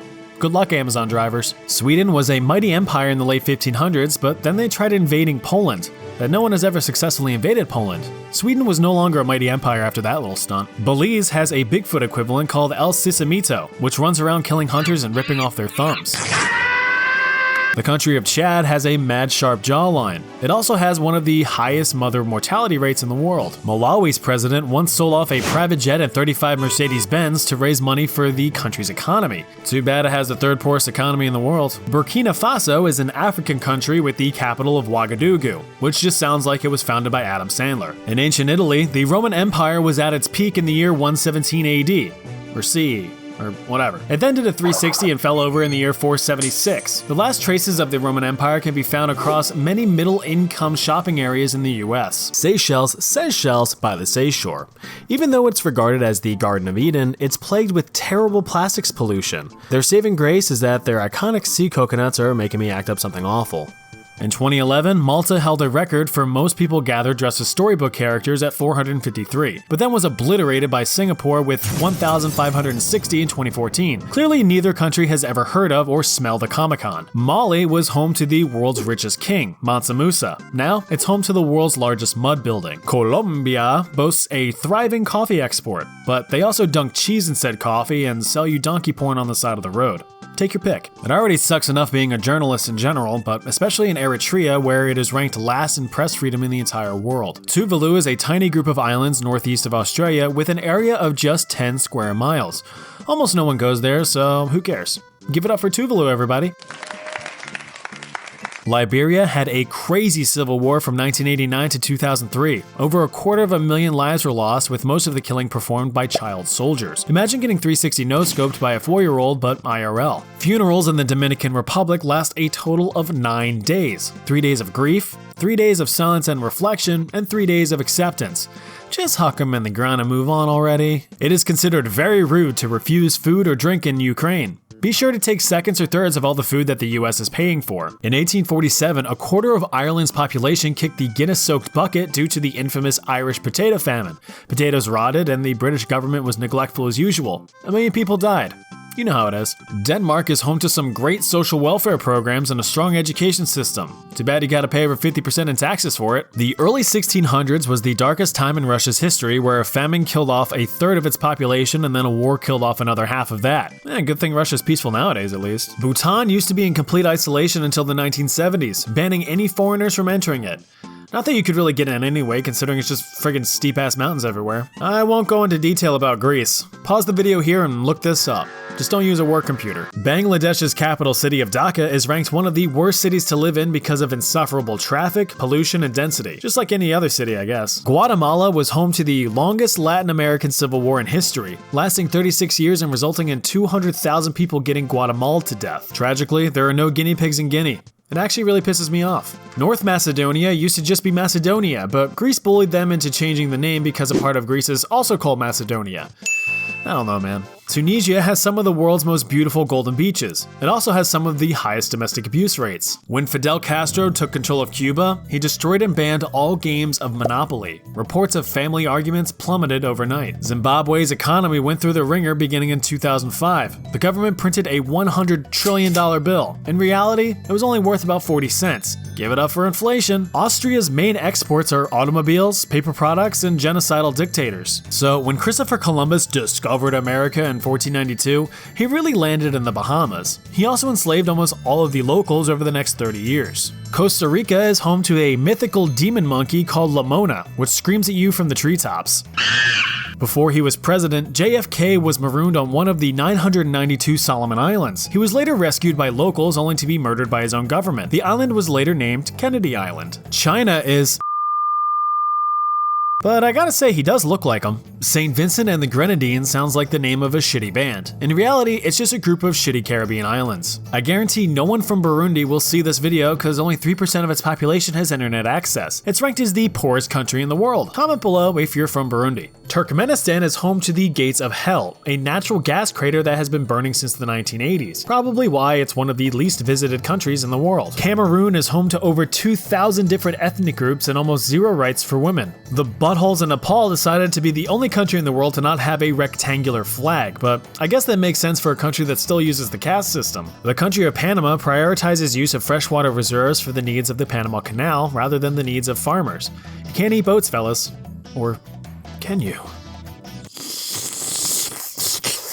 In 1800s Portugal, Diogo Alves killed a total of 76 people by pushing them off of a 200-foot ledge over the Aguas Libres aqueduct. He was caught and sentenced to death by hanging in 1840. Côte d'Ivoire, also called the Ivory Coast, is the world's largest producer of cocoa beans through child slave labor. You can taste the sweat and tears in every bite. Yeah, Borat's homeland of Kazakhstan is a real country. Here, you can play the ancient game of Kokpar, where two men fight over a headless goat corpse on horseback. Real fun stuff. Being a nation of islands, the Maldives will be one of the first to get wiped out when sea levels eventually rise. But look at the turtles! Dominica's economy heavily relies on agriculture. This wouldn't be so bad if it weren't for all the hurricanes that just outright obliterate crops annually. One of the most popular and rapidly growing internet communication platforms was founded in Estonia. That's right, Skype. Everyone uses Skype. In 1991, Mount Pinatubo erupted in the Philippines, sending 10 billion metric tons of magma into the air and shifting global temperatures by 1 degree. But I have to use a paper straw, right? St. Kitts and Nevis was almost always home to tobacco and sugar plantation slaves until it was abolished in 1834. Oh yeah, and Alexander Hamilton was born here. In Oman, you're not allowed to spend more than 10% of your monthly earnings on alcohol, so when you try and fail, you'll be standing there like, oh man. Some Malayan citizens visit graveyards at night, providing offerings to the dead in hopes of receiving winning lottery numbers. Syria is home to some of humanity's oldest structures in the world. Some of these remains and ruins have survived over 7,000 years, only to get blown up by extremist groups. World-famous Grammy Award-winning singer Angelique Kidjo was born in Benin. Oh, you never heard of her? Yeah, me neither. St. Lucia apparently has a pretty bad police brutality problem, so best avoid going there if you want to commit crimes. You probably just get what you deserve. Nauru is another one of them tiny island nations like Tuvalu. Although it's so tiny, it is the fattest nation in the world with 88.5% of its adult population classified as obese. They've also never won an Olympic gold medal. I wonder why. Turkey has some strange customs with babies, from covering newborns in salt in order to give them resistance bonuses to placing a turtle under their pillows at night for protection. Muslims in Brunei are forbidden from marrying outside of their own religion. It's a crime punishable by death. I do, more like I die. Anyway, it's a holiday in Cambodia. It's tough, kid, but it's life. It's a holiday in Cambodia. Don't forget to pack a wife. Madagascar supplies 80% of the world's vanilla. Unfortunately, there are no talking animals like certain movies would have you believe. If you're a bad boy or girl, you can still be legally executed by firing squad in Indonesia. So think twice before you commit murder or decide to go into drug trafficking while touring the country. Palestine is the main reason why Israel is such a huge fan of walls. Also, people have been telling me about a free Palestine, but for the life of me, I can't find where to claim it. Micronesia is a slightly smaller Nesia than Indonesia. It's not uncommon for school children to be kidnapped in Nigeria. Since 2020, over 1,000 students have been abducted and held for ransom. At least it's a good excuse for not doing your homework. Yemen is home to the Well of Hell, a sinkhole that local legends claim is home to a head-stealing jinn. Turns out it's just home to snakes, crocodiles, but no Robin Williams genie. On average, each Luxembourg citizen over 15 years old smokes over 6,300 cigarettes a year. And they're only the world's second heaviest smokers, right behind Andorra. North Korea is best Korea. South Africa is home to a bunch of bums because it currently has the highest unemployment rate in the world at 29.8%. For comparison, the US rate is 3.7% as of this video. Mexico. America's pants. Stay in the tourist areas or the next time your family sees you will be in a live leak video. In 2018, Venezuela experienced a 65,000% inflation rate. $1 US is about 3.6 million Venezuelan bolivares. Bahrain is home to the world's largest underwater theme park. The downside? Not a single water slide. Just a big dumb plane to explore. You can't fly that thing down there. Senegal was once the largest slave trading center on the African coast from the 15th to 19th centuries, and as such is one of the biggest cases of friendly fire in history. Jamaica is a very superstitious country. There's all kinds of local legends ranging from ghosts that steal your voice to an enraged flaming bull that chases you for being out late at night. Germany.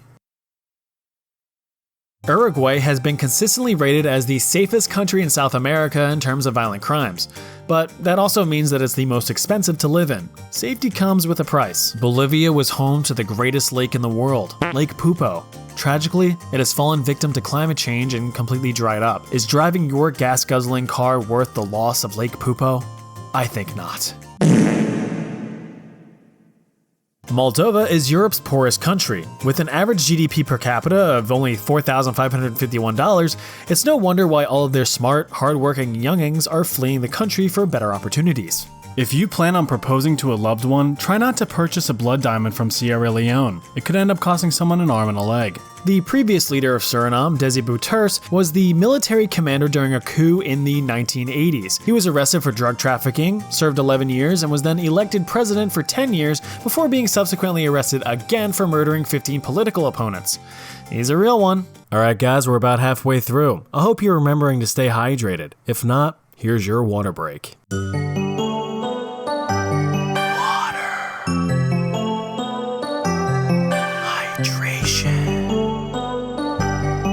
Alright, that's enough. Lebanon has a crazy garbage crisis that makes even Los Angeles look sterile by comparison. Environmentalists have tried different cleanups, but the crisis remains, well, a crisis. For example, in this image alone, you can see all of my online gaming teammates. Despite being a group of islands, Cape Verde is one of the driest countries in Africa. In the 20th century, severe droughts and famine caused the death of 200,000 people. Rwanda. If you're in your 20s, you probably remember learning about the Rwandan genocide at school. In 1994, nearly 1 million people were slaughtered during the Rwandan Civil War. The only reason you know the capital of Thailand is because your friend punched you in the balls shortly after telling you. Somalians are huge fans of pasta, thanks to years of colonization by Italy. Australia is home to over 2,400 species of spider. Arachnophobes? Stay away. In 1997, Ecuador had their first female president, Rosalia Arteaga. Before being forced to resign, she served her country for 2 whole days. Singapore has some crazy laws. Here's a few of them. Walk around your house naked, chew gum, smoke, steal Wi-Fi, sing in public, feed pigeons, not flush a toilet, urinate in public, drink alcohol after 10 p.m., or be gay. It's also illegal to unalive yourself, though I'm not sure how they'd arrest you for that. If you want to name your child in Hungary, you're restricted to a list of approved names. Instead of torturing your child with a dumb name, you can instead grant your child a meaningful name such as Zev or Nullifer or Nurbanu or even Tablachka. Over the past 20 years, Trinidad and Tobago have seen an exponential rise in violent crimes, mostly against women. Come on guys, beat your meat, not a woman. In 1983, Sudan enforced Sharia law, subsequently banning all alcohol. The entire country's alcohol stock was dumped into the Nile River, so at least the crocodiles got lit. The national dish of Peru is called koi. It's just a whole roasted guinea pig. Saudi Arabia is one of the world's top executioners, performing 196 public executions in 2022, right behind Iran's 576 and China's unknown thousands. Azerbaijan is known as the land of fire because of frequent spontaneously combusting mountainside natural gas leaks. The Marshall Islands got completely dunked on when serving as a nuclear bomb test site in the 40s and 50s. The islands are riddled with bomb blast buttholes. The Central African Republic has been a complete shit show ever since gaining independence in 1960. Constant coups, internal conflict, and the like make this country a no-go. Antigua and Barbuda are 2 more dumbass islands among other dumbass islands in the dumb shit Caribbean, meaning it probably had slaves and was visited by pirates at some point. The Democratic Republic of the Congo, like most African countries, doesn't have a pretty past. The entire population was violently enslaved under the Belgian crown to farm and harvest rubber from trees. Africa really got the short end of the stick in history. There's a lot of things things you're not allowed to bring into Uzbekistan. This includes, but is definitely not limited to,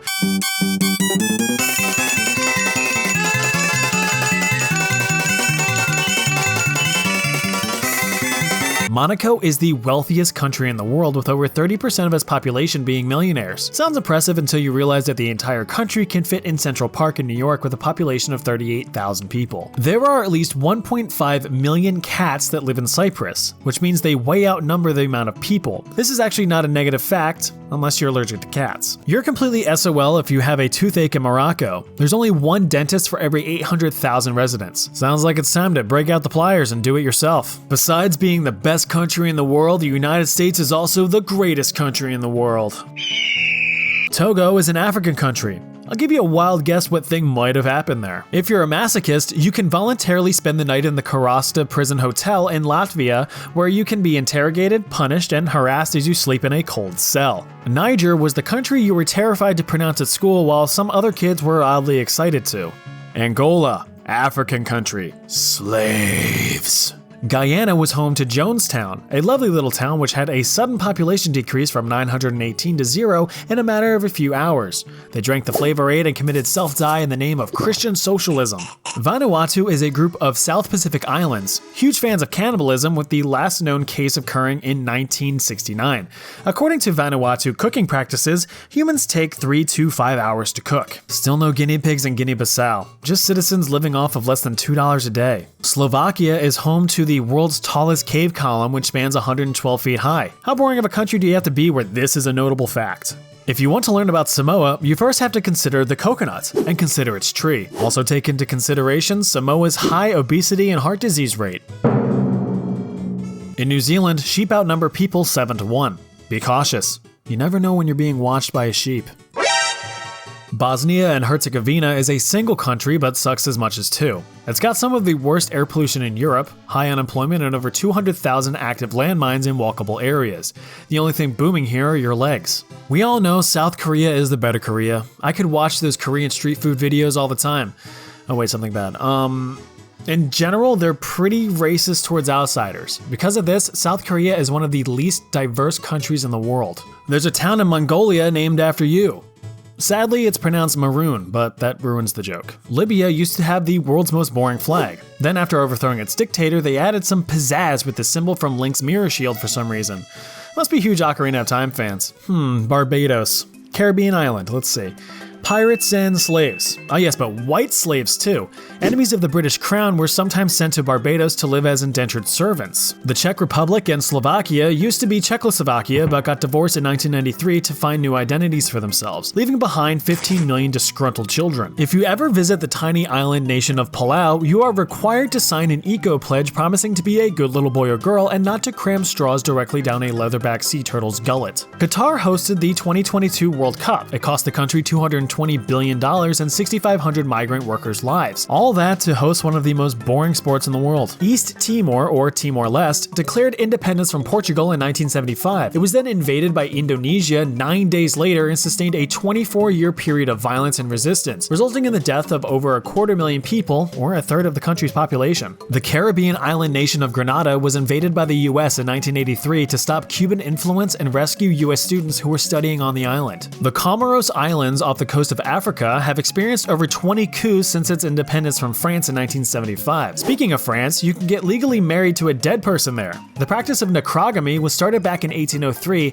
as a way for women to marry their fallen soldier boyfriends. This allowed the weeping widows to become a beneficiary of their dearly departed's military pension. This way, both husband and wife end up getting the bag. In 2004, the monarchy of Tonga sued their court jester, Jesse Bogdanoff, a Bank of America financial advisor, for mismanaging over $14 million of the king's money on bad investments.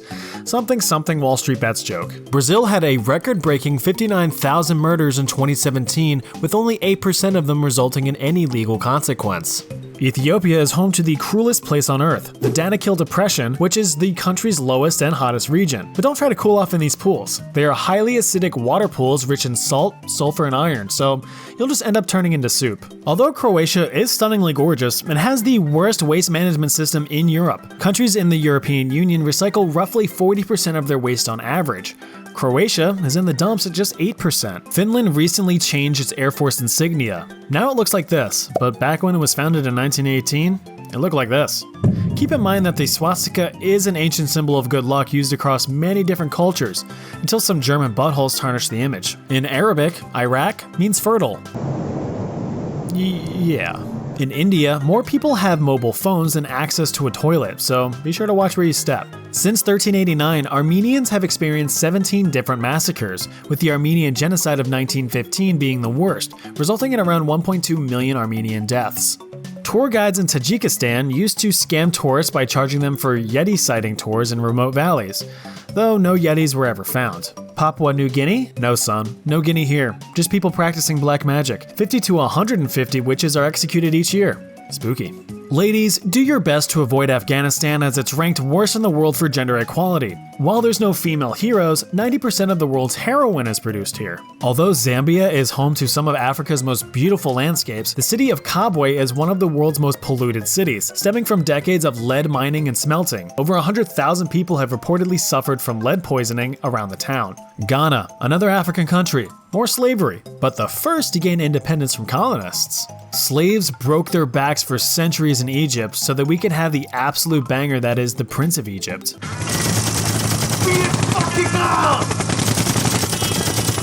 In Kuwait, you can bet on camel racing.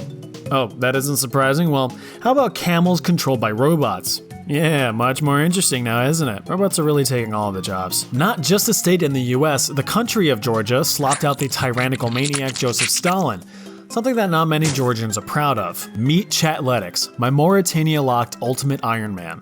Oh, wrong Mauritania. If you speak out against Gambia's corrupt government, you might find yourself kidnapped and thrown in a pit. Talk shit, get the pit. Kiribati is a group of Pacific islands. With a mean elevation of just 6 feet above sea level, it'll probably become one of the first victims of climate change.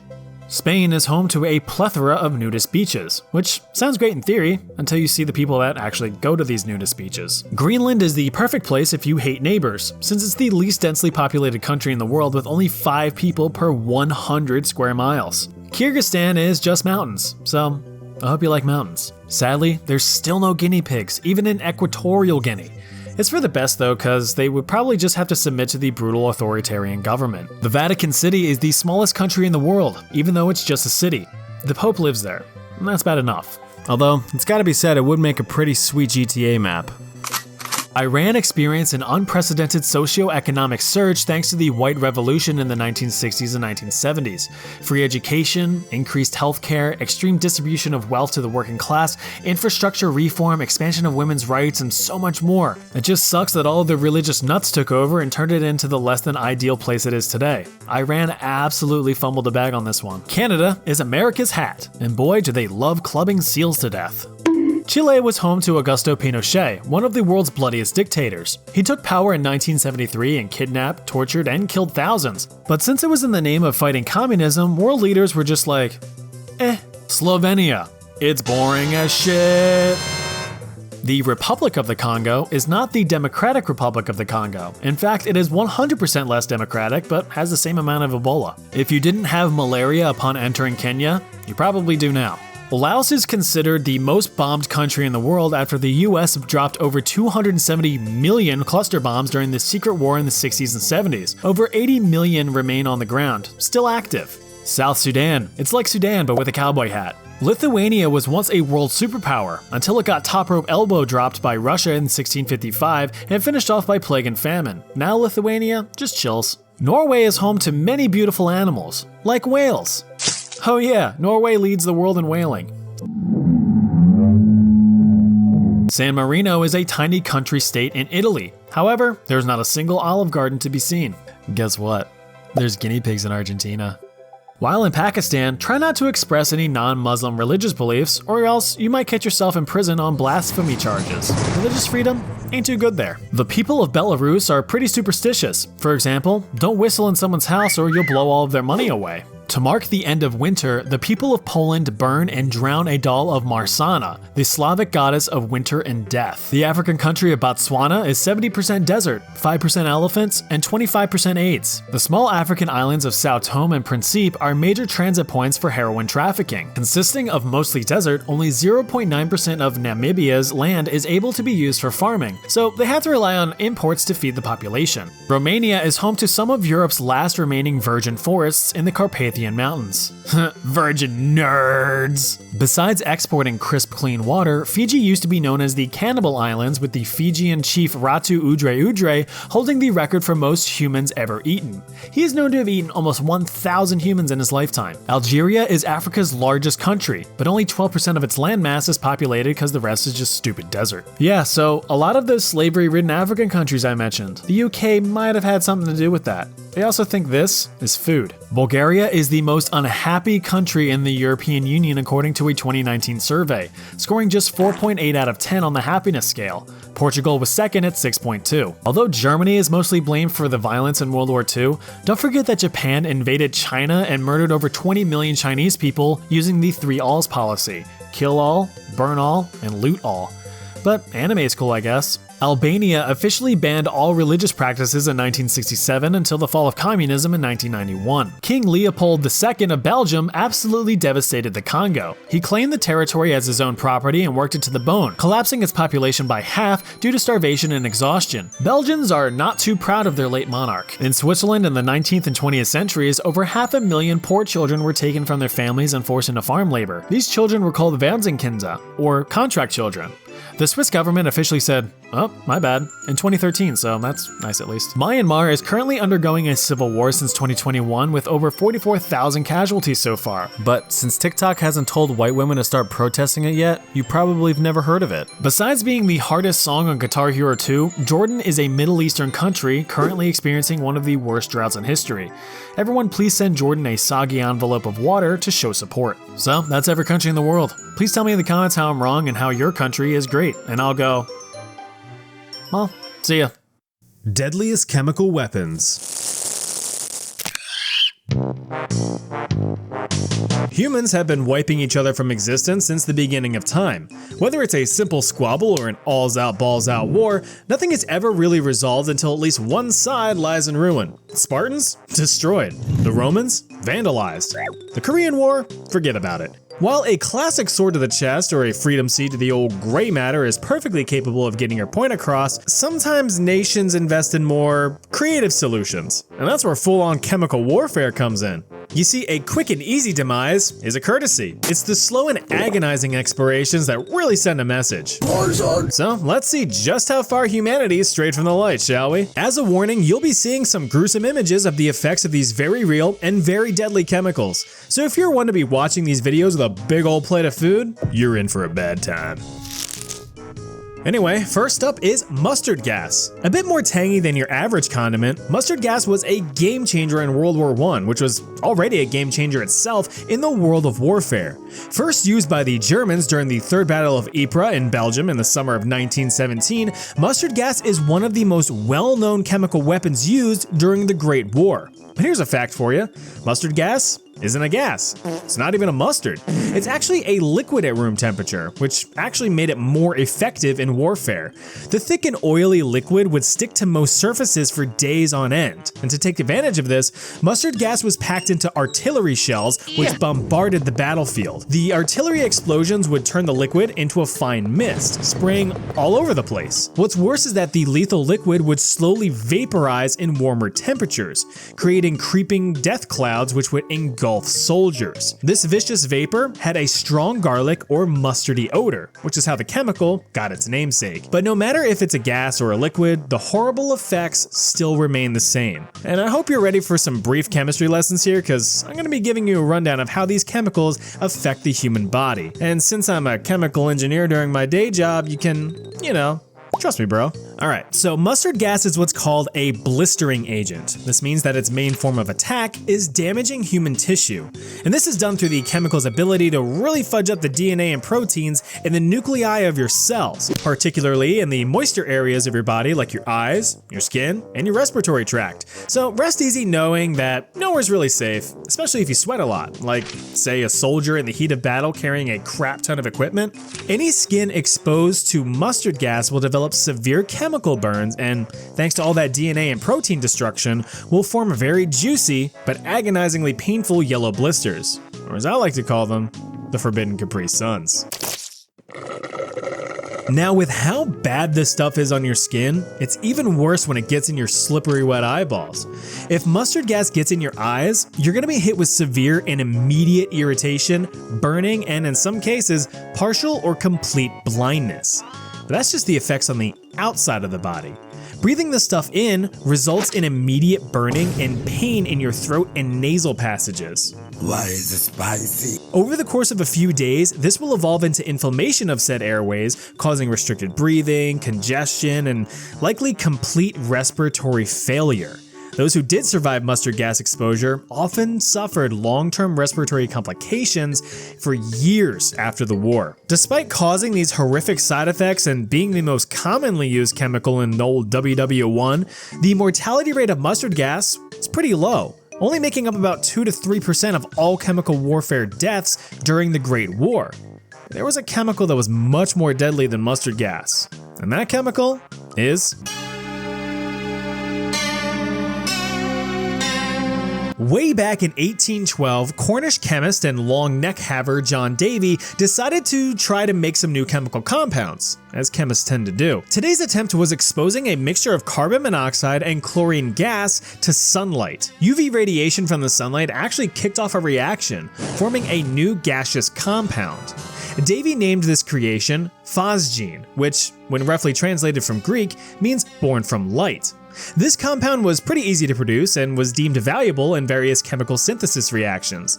It's even still used today as an intermediate chemical by industries for making stuff like plastics, insulation, and even pharmaceuticals. The problem though is that it's extremely deadly if misused. Easy to make and deadly when misused.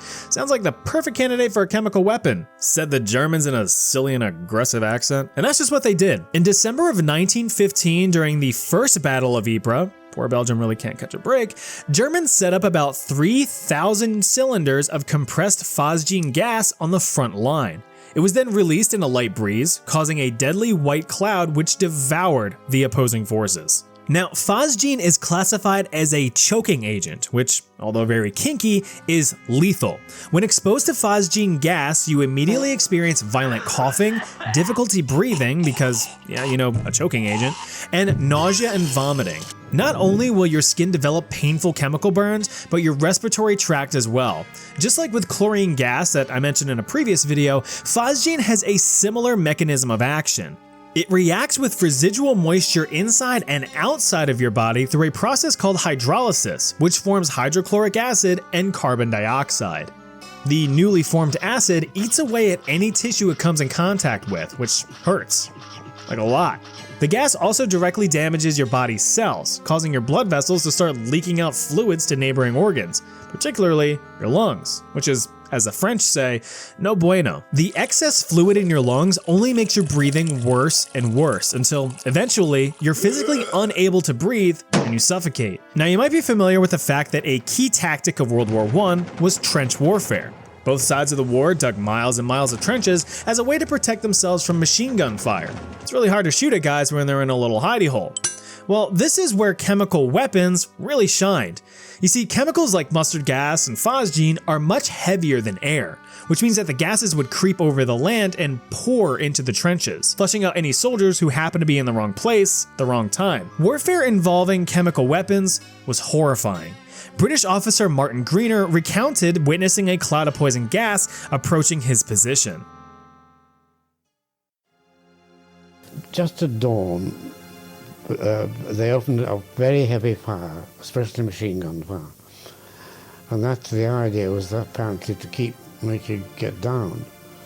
And then the next thing we heard this sizzling, I mean, you could hear this damn stuff coming out.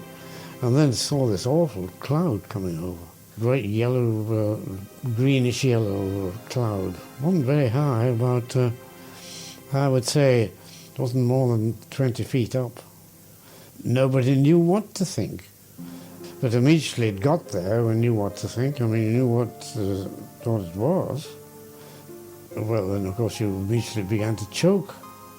Then the word came, whatever you do, don't go down. You see, if you got to the bottom of the trench, you got the full blast of it, because it was heavy stuff. It went down. Now, you have to remember that phosgene was first used in 1915. The first effective gas masks weren't developed or distributed for a few months, meaning that these first witnesses had little to no protection against this stuff. In the end, phosgene is estimated to be the cause of over 90,000, or about 85% of all known chemical weapon deaths during World War I.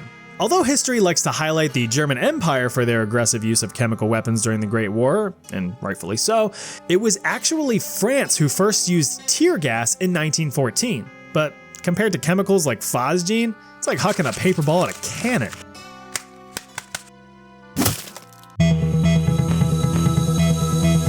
Just prior to World War I's big spankin' sequel, Germany was experiencing a bit of a problem outside of planning world domination.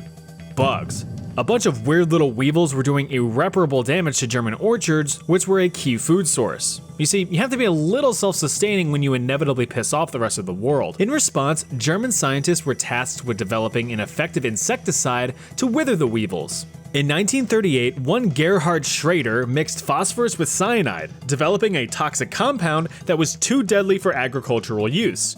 If you can't kill bugs with it, maybe you can kill enemy troops with it. This compound was dubbed taboon, from the German word for taboo, because the compound was deemed too deadly for use.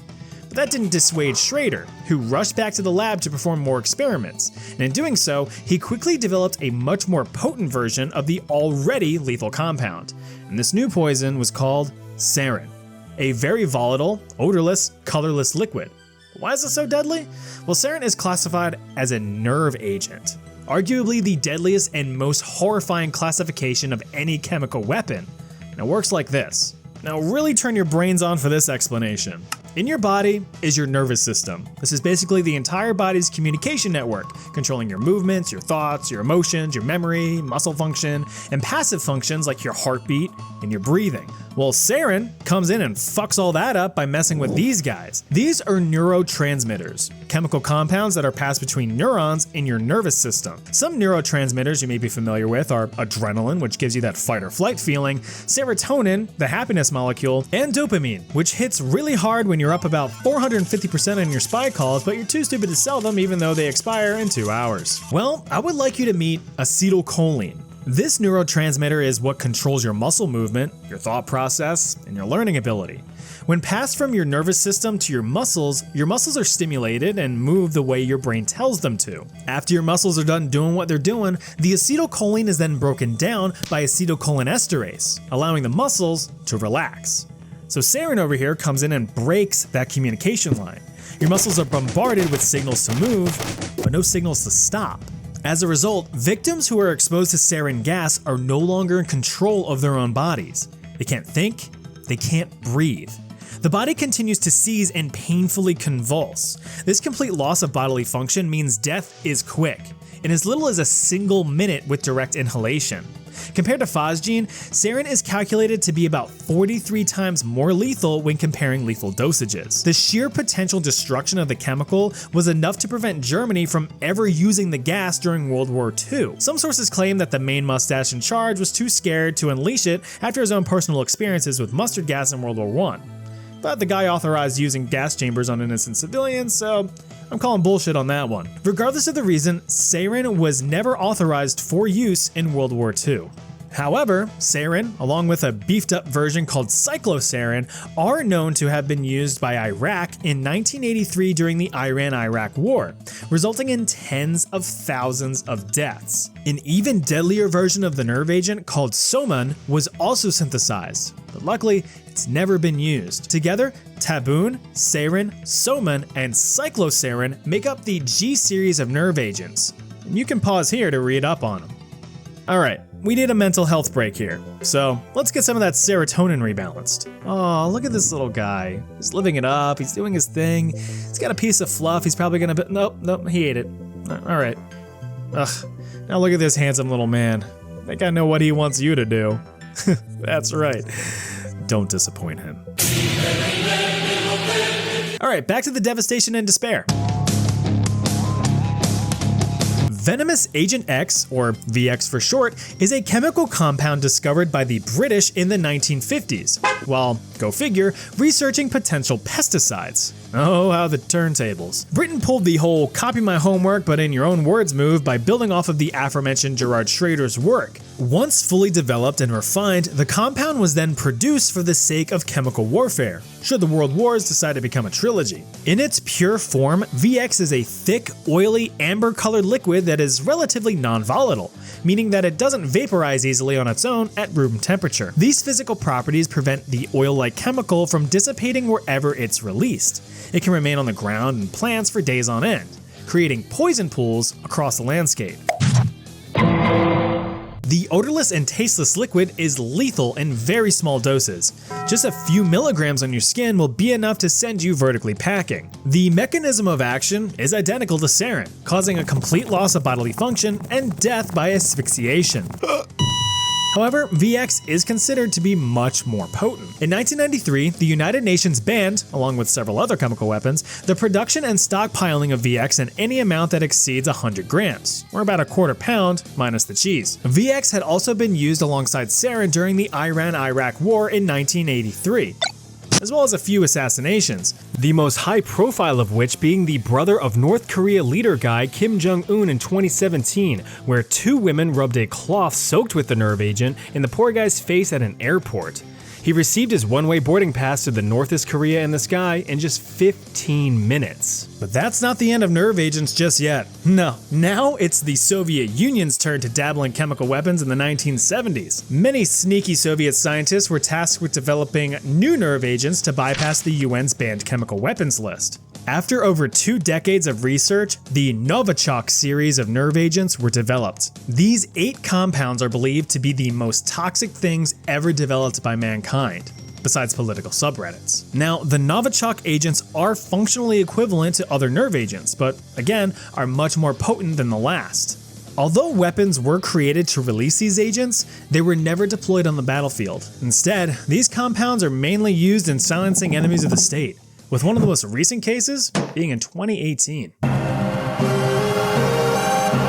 If you've actually paid attention in any of your world history classes, then you know what this stuff is. Zyklon B. Derived from the German word for cyclone, this pesticide turned humanicide was developed by, you guessed it, those gosh dang Germans back in the 1920s. Originally for much more innocent uses like getting rid of lice on clothes, to fumigating warehouses, ships, and even trains used to transport cattle. Just cattle.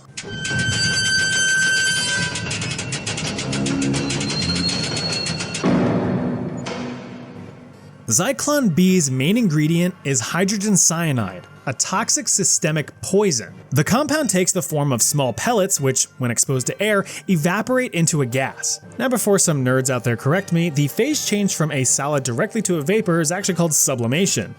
This is me saying, I know. What matters is the impact of the gas once inhaled. The biology of it all is very complex, but basically when a victim inhales hydrogen cyanide, it's absorbed into the blood through the lungs, where it breaks down into regular cyanide. This then poisons the body's cells, particularly the mitochondria. You know, the powerhouse of the cell. Aren't you glad you learned that one? Well, inside the mitochondria, cyanide stops the cellular respiration process. This means that your body can no longer produce the energy required for your cells to do their jobs. And just like in this American economy, without jobs, the cells die very quickly. As a result, the entire body shuts down, with death occurring within minutes of exposure. Of course, you may know that Zyklon B was Adolf Hitler's poison of choice to systematically eliminate millions in a bout of weaponized ostracism. You know, during that big historical event in World War II that YouTube doesn't like people talking about. Isn't it great living in a time where we have to censor ourselves when discussing horrific historical events? Anyway, next chapter. During the Vietnam War from the mid-50s to the mid-70s, the US was kind of getting their asses handed to them. One of the main problems for US troops was North Vietnam's territorial advantage. Thick foliage and treacherous jungles provided the northern military with tactical cover and vantage points. So how do you fight back against a hidden opponent? You take away their hiding spots. And that's exactly what the US tried to do when they developed the Rainbow Agents, toxic herbicides developed specifically for converting a lush jungle biome into a complete wasteland.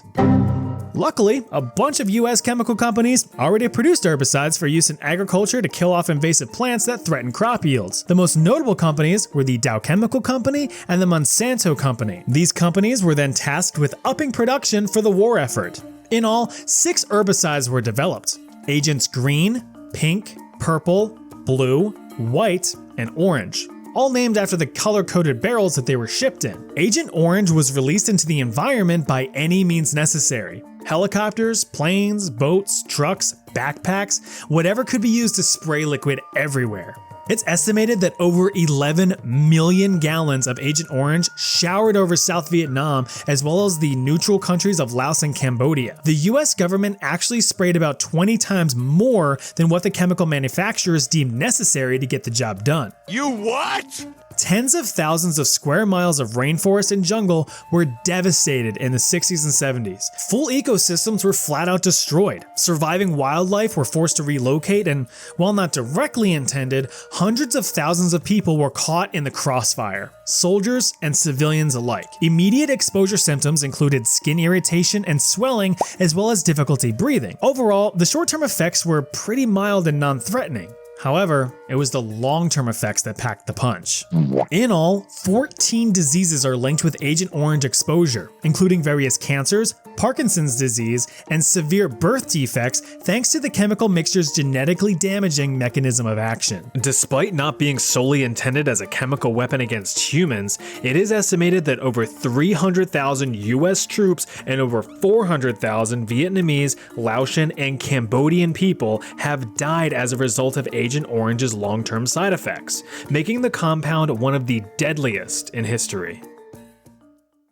Dumbest weapons in history. War between humans is bad enough, so it gets rather depressing when innocent animals are dragged into the mix. But honestly, animals have been used in warfare for ages. War elephants, attack dogs, carrier pigeons, bat bombs. Wait, bat bombs? Yep, bat bombs. Just one letter off from being a very nice, relaxing evening, the bat bomb is anything but. Dubbed Project X-Ray, the bat bomb was an experimental weapon developed by the United States for use against the Japanese in World War II. Initially thought up by a friggin' dental surgeon, no less, the bomb would work like this. You stuff a bunch of angry bats into a little canister. Mexican free-tailed bats to be specific. Why? Well, cause they're small and cute, that's why. But they're also very fast, which is probably way more conducive to the task at hand. These flappy boys can soar through the air at around 100 miles per hour. Okay, fast bats. Cool, got it. But how are they bombs? Glad you asked. There were actually little bombs just straight up strapped to their chests, of course. Each bat was equipped with a tiny 1-ounce incendiary device, which was just a small pouch of napalm that would detonate after a timed delay.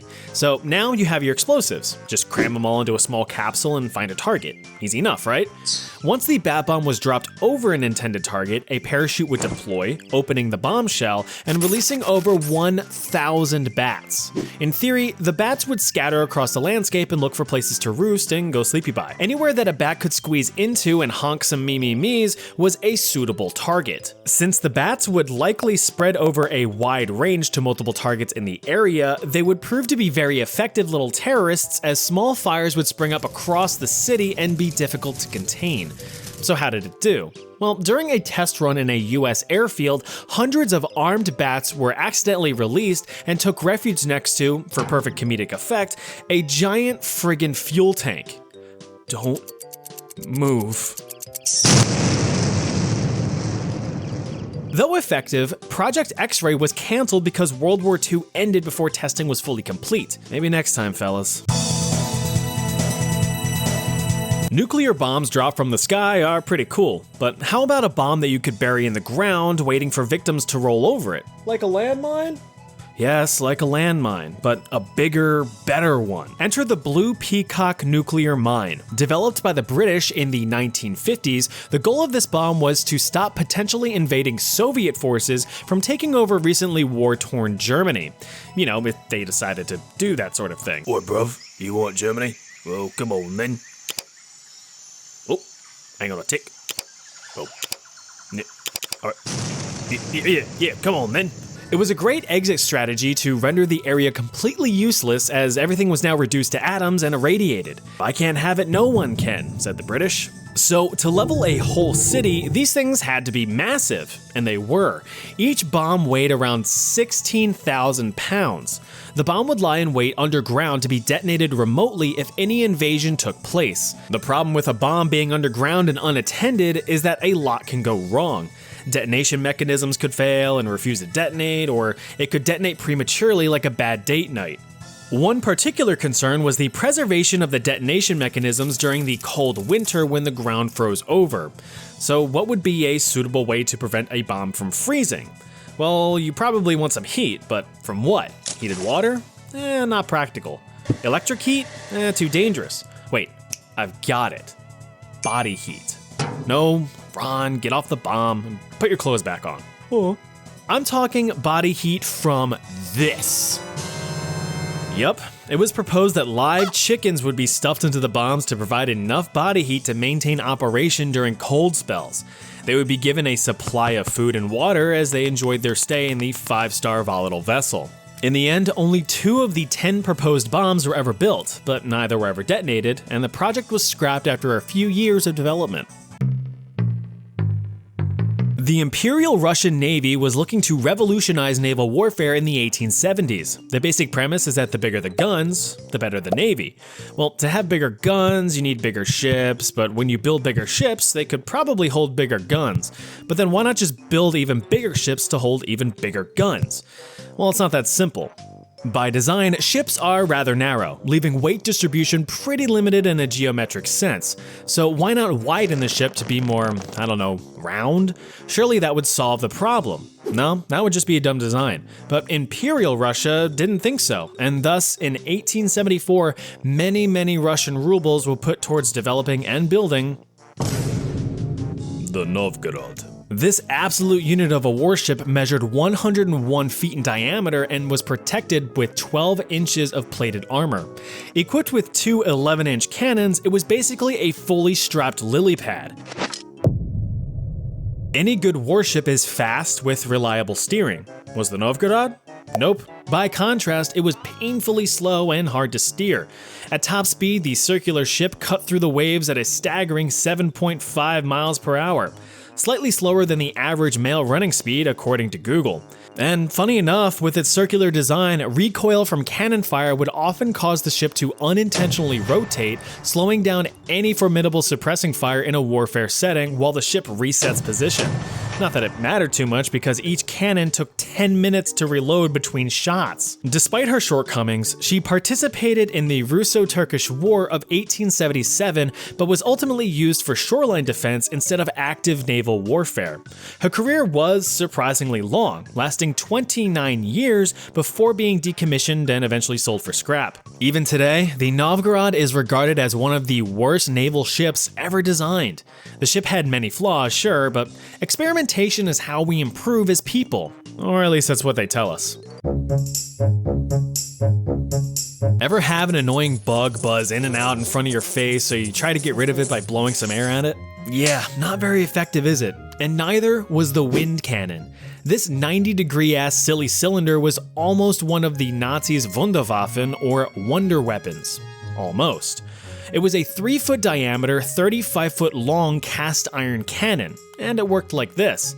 A bunch of hydrogen and oxygen would be compressed into the cylinder, and if you paid attention in any chemistry class, you'd know that hydrogen is very flammable, as the Hindenburg found out firsthand. Oxygen, while not flammable, typically makes fire bigger, so if you compress the two gases together and ignite them, you're gonna end up making a big kablooey. All that air pressure needs somewhere to go, so it all rushes to the path of least resistance, which happens to be the end of this cannon tip here. It's essentially a giant potato gun, but instead of a potato, it's a giant air bullet. But how much harm could that really do? Well, during tests, the cannon was impressively able to destroy a stationary 1-inch thick board over 650 feet, or 260 Alaskan king salmon, away. So it didn't really do much. It proved even more useless against moving aircraft which fly several thousand feet high. You'd honestly have better luck just hucking rocks at the dang things. The cannon was only ever used in warfare once when it was installed on a bridge, and it didn't yield any significant results, which is why it's in this video. Look at it. Look how dumb it is. Even the Soviets were in on the whole experimental weapons thing in World War II. Everyone was really out there trying new things and seeing what stuck.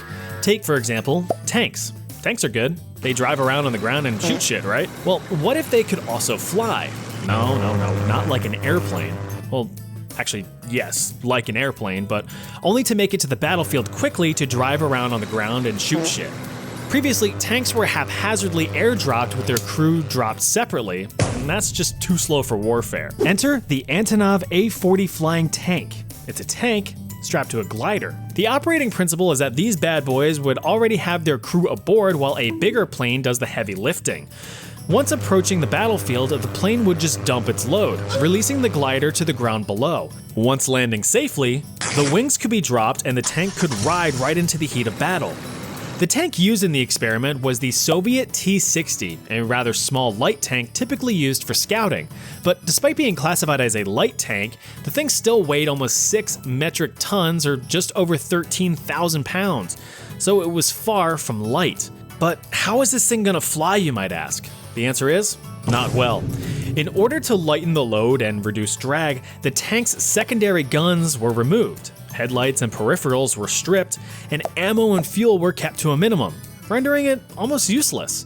In the end, only one T-60 tank was ever equipped with the glider wings and dropped. When it was tested, the tank landed rather roughly and 180'd back to base almost immediately. Those overseeing the project were all, this tank cannot fly good. And the project was immediately abandoned. Alright, there you have it. A bunch of Don't forget the gun. Wait, what? Don't forget the gun. Oh yeah. Yeah, I've got one bonus for you. Roll it. As an honorable mention, we have the Krummlauf, which will certainly make you laugh your ass off. This is a German weapon attachment used to theoretically shoot around corners. But would you be surprised if I told you it was extremely ineffective? The barrels would only get through a few hundred rounds before just destroying itself. Not to mention that the bullets would be shattered into fragments upon exiting this curved monstrosity. Imagine the last thing you see being a weird curved pipe coming around a corner before your melon just gets converted into jelly jam by Hans's Looney Tune ass gun. I'd be pretty irate, not that my face could express it.